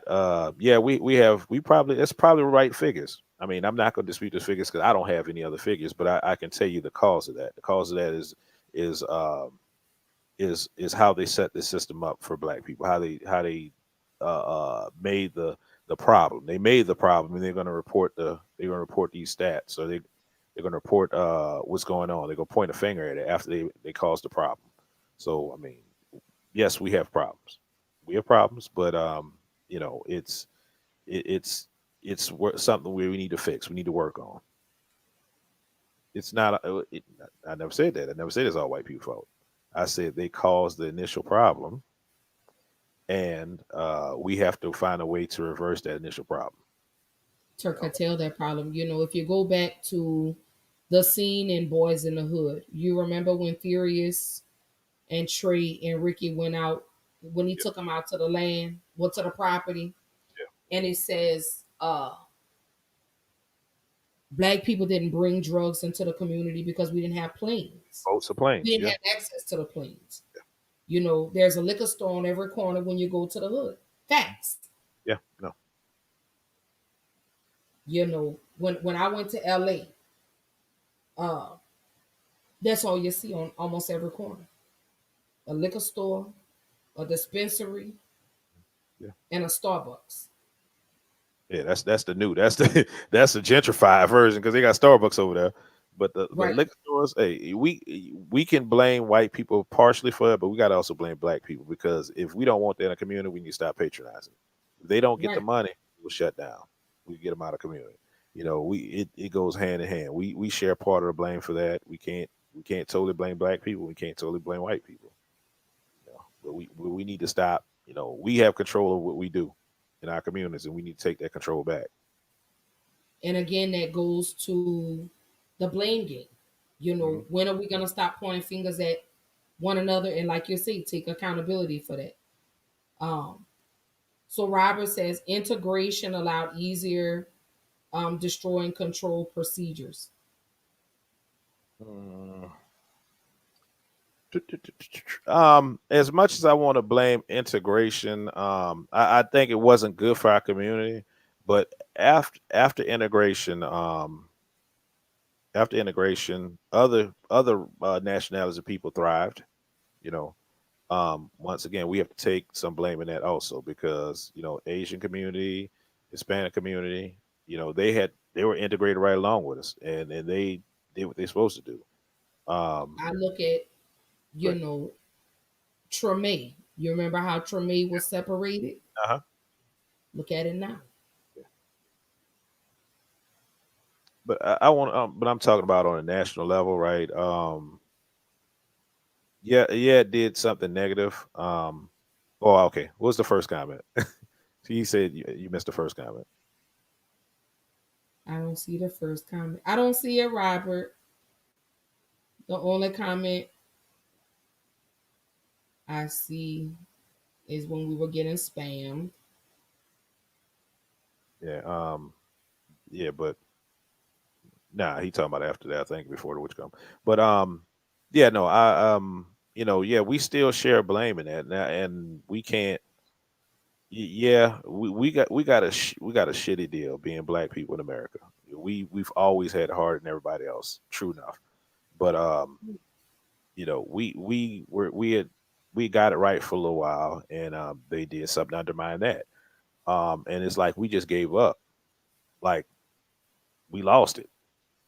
Right. We just lost it. Like we don't want as a community and as a whole, we don't want to get any better. We want to focus on our own personal gains and our own personal well being instead of worried about us as a whole, and that's working against us. Like I'm gonna say what my dad, and I'm gonna sound like my dad, right? I told my sister this. My dad, the lesson he used to tell us when we were younger, because it's for us, right? He was like, if you take four of y'all, they're like this. If you're trying to inflict damage on somebody, you can't inflict damage on nobody. It's not gonna be as much damage. But you put all four of y'all together, you can inflict damage, right? We Right, need to become right, a fit. We need to all come together and become a fist that we can inflict damage. And we can right. we can make a statement, right? That we're all together. Like if something happens to one black person, we need to stop speaking against whatever it is as black people. That needs to be our code. We don't speak against another black person, period. When it comes to media, we don't do that shit. If we do it, we're hurting our own self. We're hurting our own image. We're hurting our own people further on down the line. So we need to get a black code back here and stop doing stuff against our own community. Hmm. Like Candace, what's her name? Candace Owens. Yeah. And and that, yeah, she's part of the problem. I can name a bunch of people, the black Republicans, and that's what we're gonna call them. We're gonna call them the black Republicans. But I mean, they make some points, but like like I said, you need to stop speaking ill about other black folks. Vote the way you vote. Do what you do if you believe in it. Because I'm not. I'm not. Uh, I'm not loyal to any party. I'm gonna say that first of all because I believe they're both against us in some way. It doesn't matter. But I'm not going to get on a platform and speak against black people that are voting a certain way because that's within their best. They feel that's within their best interest. I'm not going to do that. So that's the comment. He says equality and respect should have remained the goal. We mistook integration as a step towards equality and respect.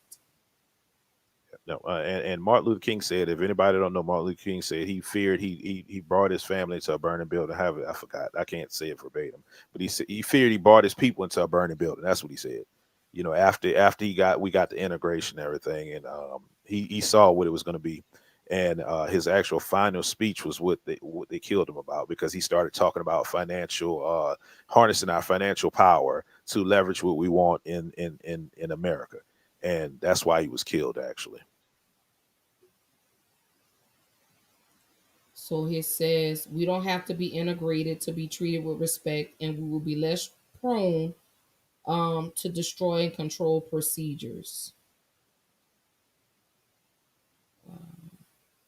See, and like I said, the whole integration part. So if we're not integrated, right? If we're not integrated, we're segregated, then we won't be able to also get. We also won't be able to get like stuff from the other communities that we need to get. Like we can't get white people to buy into our community. We can't get Asian people and other people to buy in our community if we're segregated, right? I mean, we also lose something. So yes, in theory, integrated integration, I'm sorry, messed us up in theory, but you got to also realize that we also get something here also. We couldn't buy stuff from China if we weren't integrated. We couldn't buy nothing from China or Chinese people, and which they produce. Right now it's about technology, right? If we're segregated, we're not producing anything as black people. We're not producing like physically producing anything. Yeah, we might make crafts and different other stuff, and we might be good, talented and stuff, but we don't have the infrastructure they have to create that wealth when it comes to technology. So we'll be left behind in a certain way. So we can't. I mean, we could look at the positives and we have to focus on the negatives also of it. We can't just say ideally. That's really kind of the reason.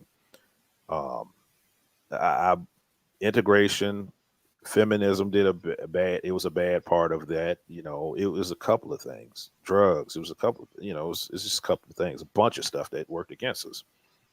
Mm. um, but we are where we are now, so we need to stop looking back at pointing fingers at what did, because we can point those out, and we need to uh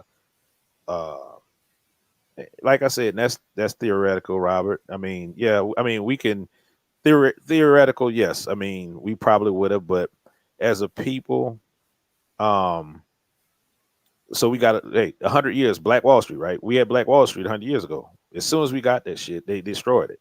So I mean, theoretically, we could say it that, but if we segregated, it's easy for them to destroy us in one swoop, basically. So Absolutely. we could go over, we could go back and forth with this, and I, like I said, I agree with the premise. I agree with what you're saying. I agree that we lost sight because we were integrated.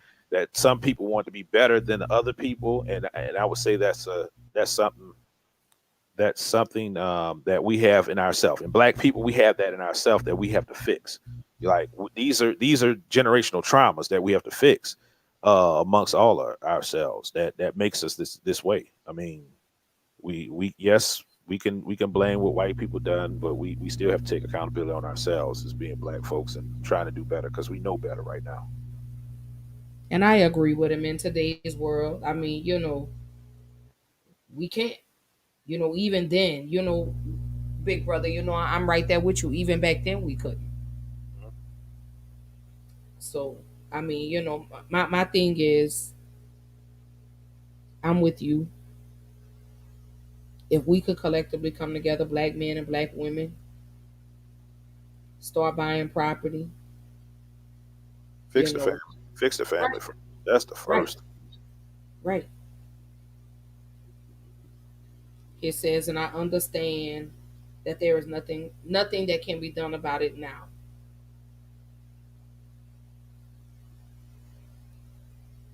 He said, but y'all can't see my original comment, so it's partially taken out of context. I don't know what's going No on. problem. I No don't know problem. why.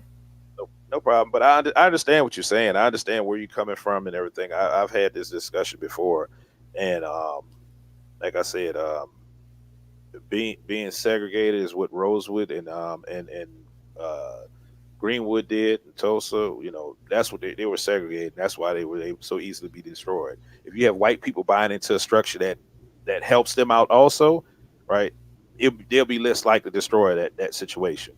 Right. So, you know, we can leverage the fact that our community is making so much money, and we can have somebody around us that is also buying into that. And I'm just saying white for because that's who destroyed these civilizations, these communities we had.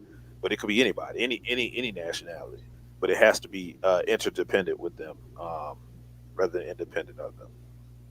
So we could have thrived. And I'm trust me, I'm sure some white people probably went to those communities and tried to do something with them. Be like, okay, I see what y'all doing over here. Let me help out. Let me do that. You know, and that's probably why that happened. But We of just course, have because they fear, that educated, powerful, they don't want to see us that way. So they don't why feel it. not destroy it? He say, and I'm not saying we should have remained forever separated, but we could have fought for the respect and equality we really wanted. Over time, we would have gained allies as we have now. No, no, I agree that it was done wrong. Like we rushed to do everything else, just like when I said about feminism, right? Um, Black women they put their femininity before their blackness, right? And Right.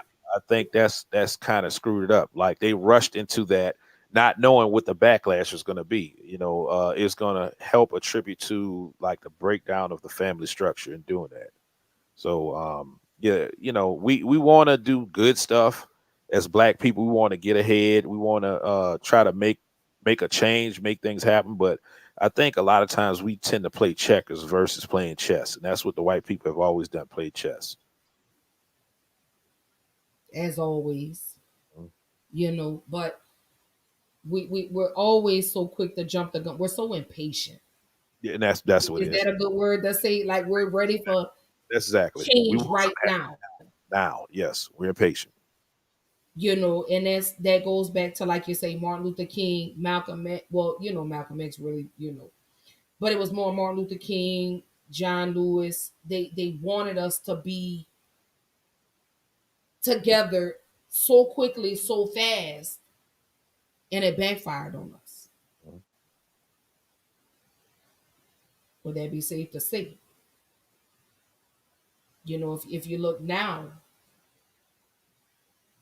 And we can only speak this because hindsight is 2020, right? Yeah, I mean we can't say back if we were live back then and we were in that struggle back then, we would have been doing the same thing. Well, I'm not gonna shit on them doing what they did because they actually they changed the world. I mean, we can't yeah.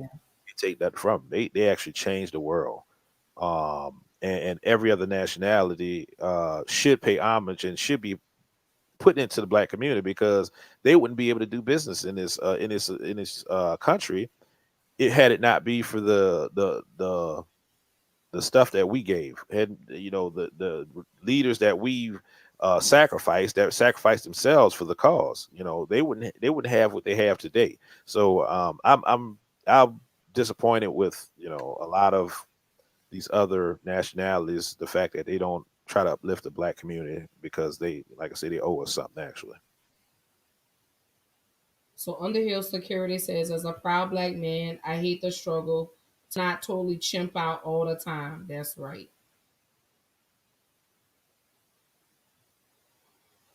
Yeah, we're born in what we're born into. I mean, but we have to, as black people, we have to do better. Every single one of us, we have to do better. So I mean, I just, like I say, and I'm gonna always say and continue to say, I'm still gonna praise and celebrate the black man, regardless of what is said. regardless of what is done, one of the things that I'm learning is to stop tearing down the black man. I'm learning that. I get it. I understand because not only am I destroying a black man, but I'm tearing down the next generation. And my son is the next generation. True. My daughters are the next generation. So I'm working on that. I'm very proud of myself in regards of, showing the love and the compassion that you black men need. So women, it's time for you to take accountability now. Black men, it's time for y'all to take accountability. You know. So Robert says, I'd argue we are playing the same game while we play by the rules given. They create and add rules to their benefit. We can excel if we learn those rules. But he says learning those rules isn't always a straightforward thing. And that's why we need allies and can't be segregated, right? Because that's the positive of having allies that don't look like us. Right, Hey, think about the Freedom Riders, right? They had white people that had got hurt on them buses and stuff. Also, that got killed. Also, so we can talk about white people being a problem all day long, but there's some key white people that helped us along the way. right. Um, what's they called? I think it's called. Don't quote me on this. I think it's called the Puritans. Back when what's the Puritans? Yeah, I think it was Puritans. Back, Uh-huh. they're the ones that kind of stood up and spoke against the slavery situation and saying that we are not animals, and we're intelligent people. We come from a race that were more than just beasts of burden, basically. And Right. white people that helped during the Underground Railroad. So I mean, they had some good white people along the way to help us out. You had some that helped us in the civil rights movement. You have some that help us now in present day. Mhm. And no, I'm not talking about your president. Well, I mean, we're talking about the people that actually do the work, but okay. Right. Not just for face, show, That's whatever. why I say. That's why I had to digress from that conversation. I understand. No, I understand it. I understand it. Like I said, I'm not loyal to any Right. politicians, or I'm not loyal to any one of them, Democrats or Republican. It is what it Right. is. It's an unnecessary evil.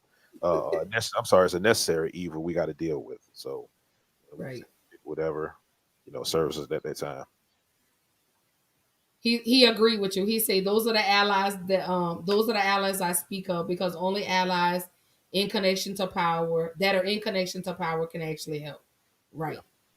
Right. We have some great allies now. Hmm. Uh, I appreciate the allies that helped us, in the civil rights movement, hence the movie Mississippi Burning, Hmm. hence the what is it, the murder of the killing of Medgar Evers or the murder of Medgar Evers. I appreciate those allies. And as I stated before, it's good and bad in all races. Um, but what my goal is to change the narrative in regards when it comes to the black man and the black woman.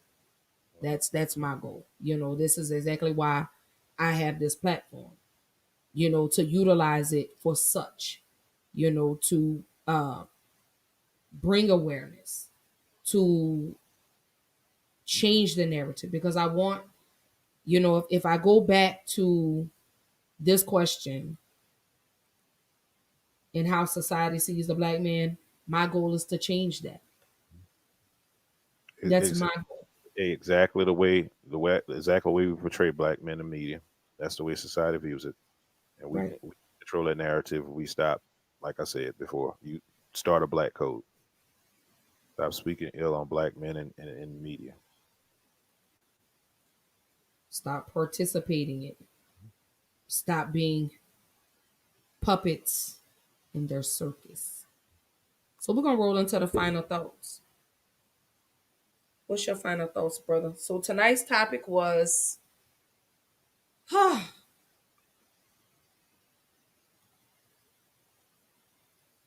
This was tonight's topic. Mhm. Fear of the black man. Why is white America afraid of the black man? AKA Negrophobia. So I had a term I tried to put in a dictionary, right? I tried to, you know, it's Negro androphobia, is fear of the black man, and they That's denied it. it. So yeah, Negro androphobia, and they denied it. So uh, hmm, whatever.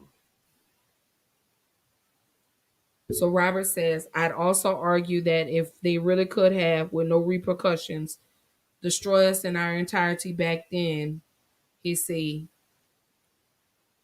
they absolutely would have. yep. You mean black men? Because they wouldn't have destroyed the black women. They would have destroyed only the black men. Oh yeah, like they tried to do, Hmm. like they're trying to do in present day, Hmm. but not realizing that it's not working because not only are you having black women having black babies, but you're having Asians, whites, Latinos. So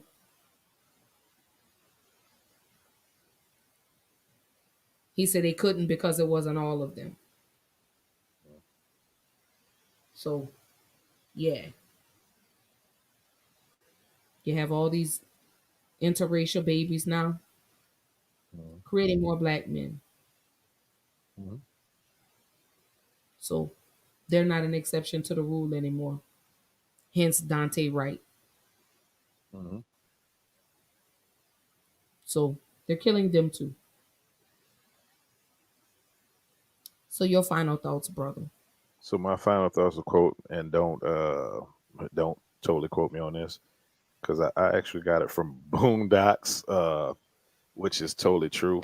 Um, It's my show. yeah, this I shows some, love that show. what I'm about to say. We need to understand that private nigga moments only hurt us. Public nigga moments hurt us all as a people, and Mm. that needs to be the code. Stop having these public displays against each other. That's going to hurt us in the long run as a people. I'm with you. We as black women, stop tearing down a black man. Black man, stop tearing down a black woman. Let's come together. It's strength in numbers. Do y'all realize how much we could do and how much we could overcome if we stuck together? Stop letting society divide us, keep us divided. Let's get out of that crabs in a bucket mentality.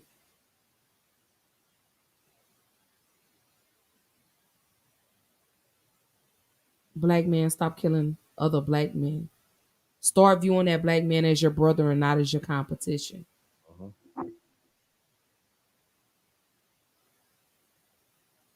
We need y'all. We need the black man now more than ever. We need y'all to stand up in these communities. We need y'all to stand up for the children, stand up for your women, and we need to do the same as the black woman.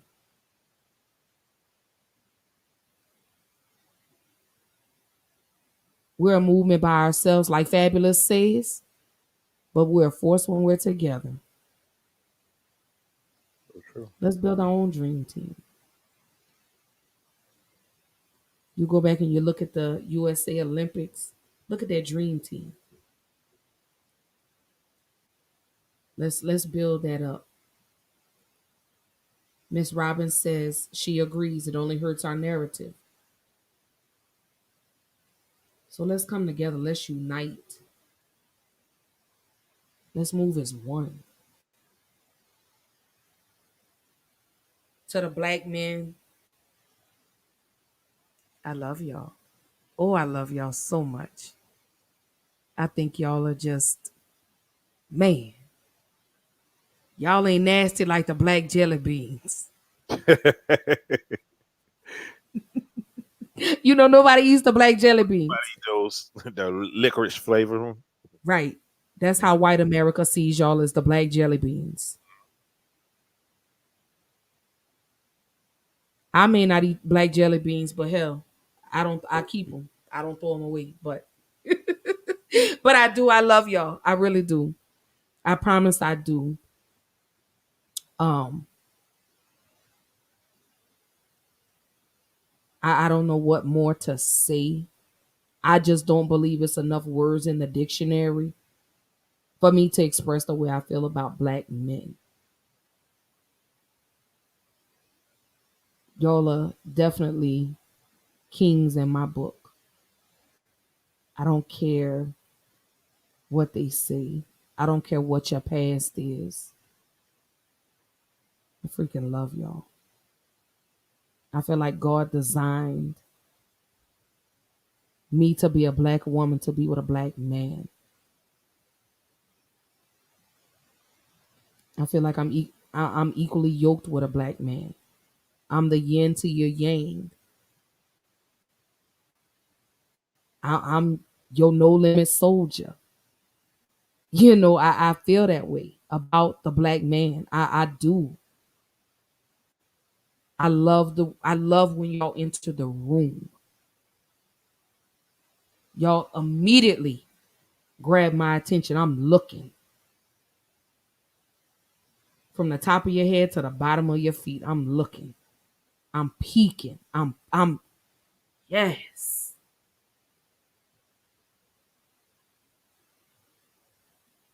Fuck what they say about y'all. To you, big brother. You know I give you your roses all the time. So let me get one more comment in. So Robert says, I also want to say my comments about integration was simply to point out that we can't rely on them for what we seek while we may need them for certain things. Yeah, I agree. He says, if we remain silent, we remain slaves. Right. And that goes back to me Reliant. They say saying, we remain reliant. We remain reliant. reliant. I'm so sorry. Reliant. Reliant. Thank you, Robert. I appreciate that. And that goes back to my comment when I say, yeah, black women, we're a movement by ourselves. But when you get that black man on your team, we are a force Mhm. when we're together. AKA fabulous. I had to use that line. I love that. I love that line. It's perfect. It fit. It's perfectly and it fits. Yeah. Perfectly said. But brother, you know I give you your roses every chance that I get. I appreciate it. Yeah. If y'all are not following the Black Mailed podcast, tune in with Will. He has some powerful topics that when I say are absolutely amazing, informative. I love learning. I'm always open to being the student. And that's exactly what you do on the Black Male podcast. In that moment, you become the teacher and I become the student because I learn more and more about the black man every day. Every episode I do. I learn more and more about history and I appreciate being black. Yes, we all need to do that. Appreciate our blackness because it was told that it was negative so long. You know, we was made to shame our blackness for so long. So it's about time to actually embrace this and love one another.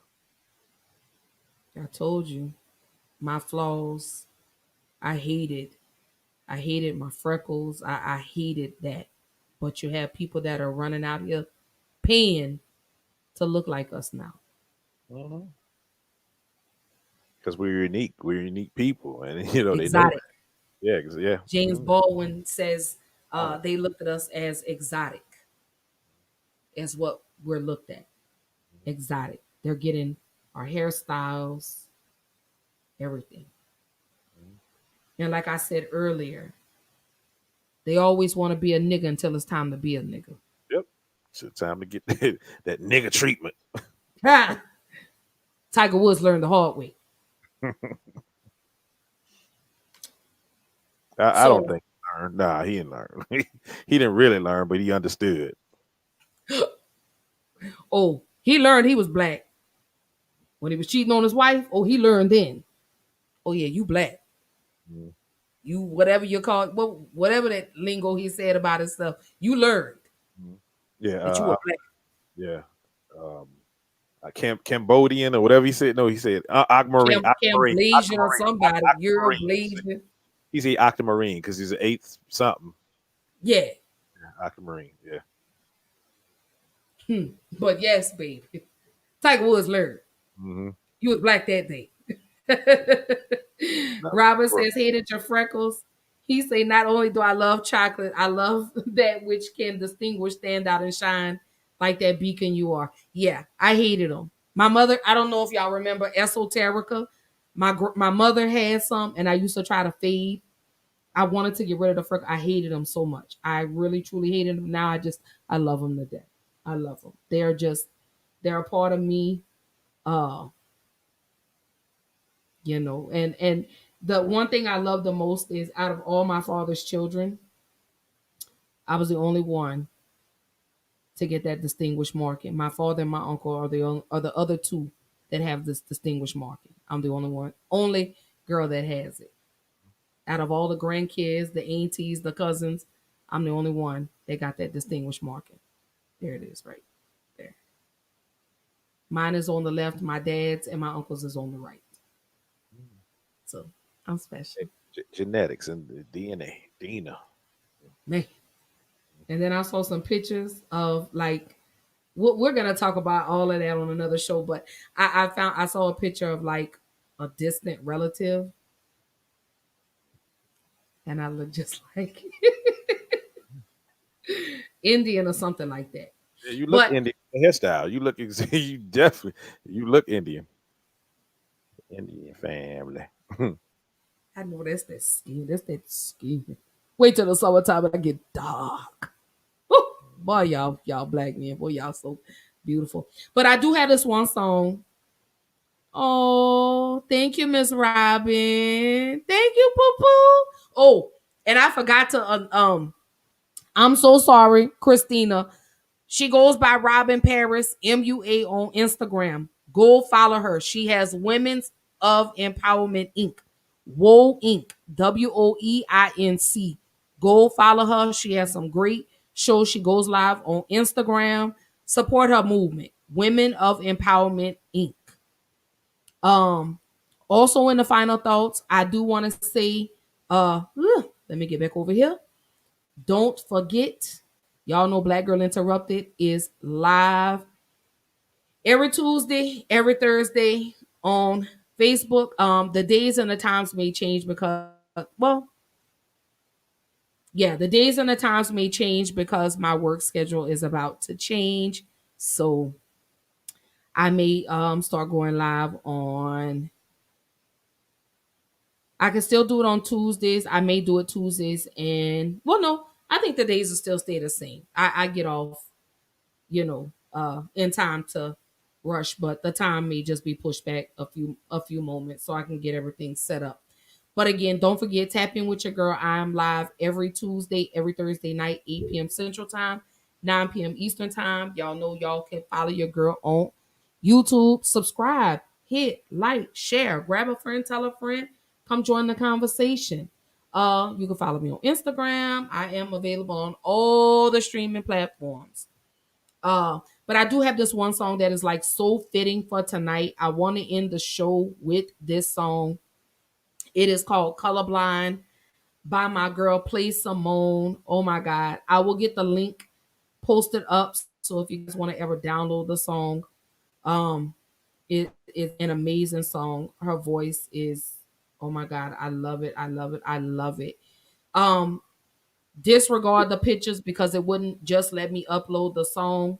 So I had to like put my own pictures in there because she has not made a visual for the song. But she did allow me to go ahead and play the song on my show tonight. But again, her name is Play Simone. She is on Spotify, and the name of the song is called Color Blind. I'm gonna jump off. Oh, I'm on call, so I'm gonna go ahead and give me some rest. But I appreciate you having me on. Um, we're gonna talk. So, all right, brother. all right, all right, bye. Bye.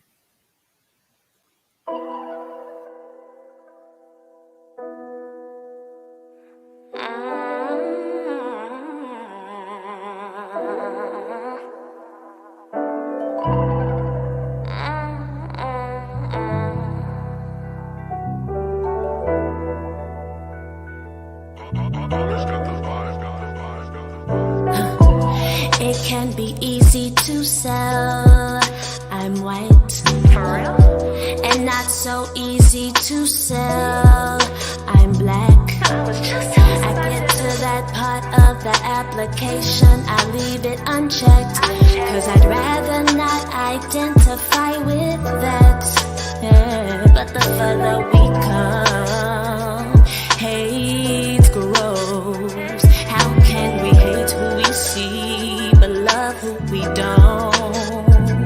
Some people won't make it past the fines, you know, cause they can't see that my love is colorblind. I don't jump on these trends, social classism and injustices. Colorblind, sin is a crime. I spoke to the dead, made them come alive. Why are you against me when I did that?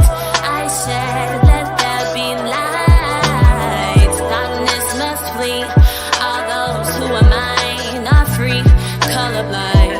It's not easy walking in grace, but I keep on never losing faith. Lord have mercy every day. Make it new so it's a clean slate. And you can't work for it. No, you cannot work for this. There's not enough money to pay the price of running from me. But I see through the closed doors of yours. I keep on knocking, but you won't open up. Some people won't make it past the bars, you know, cause they can't see that my love is colorblind. I don't jump on these trends, social classisms and injustices. Colorblind, sin is a crime.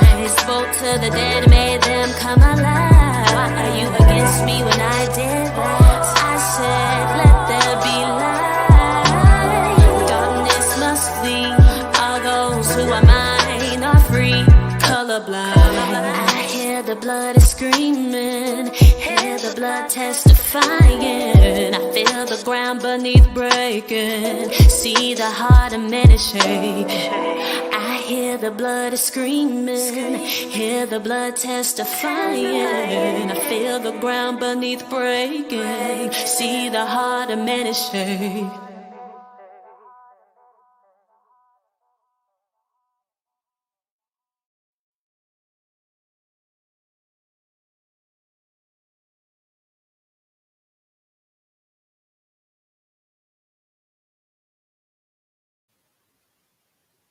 Man, y'all don't forget, go on Spotify, type in Play Simone, and download that song Color Blind. I love that song.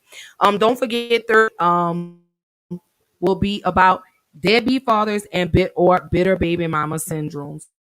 So I will see y'all Thursday night, 8 p.m. Central Time, 9 p.m. Eastern Time. Don't forget, grab a friend, tell a friend.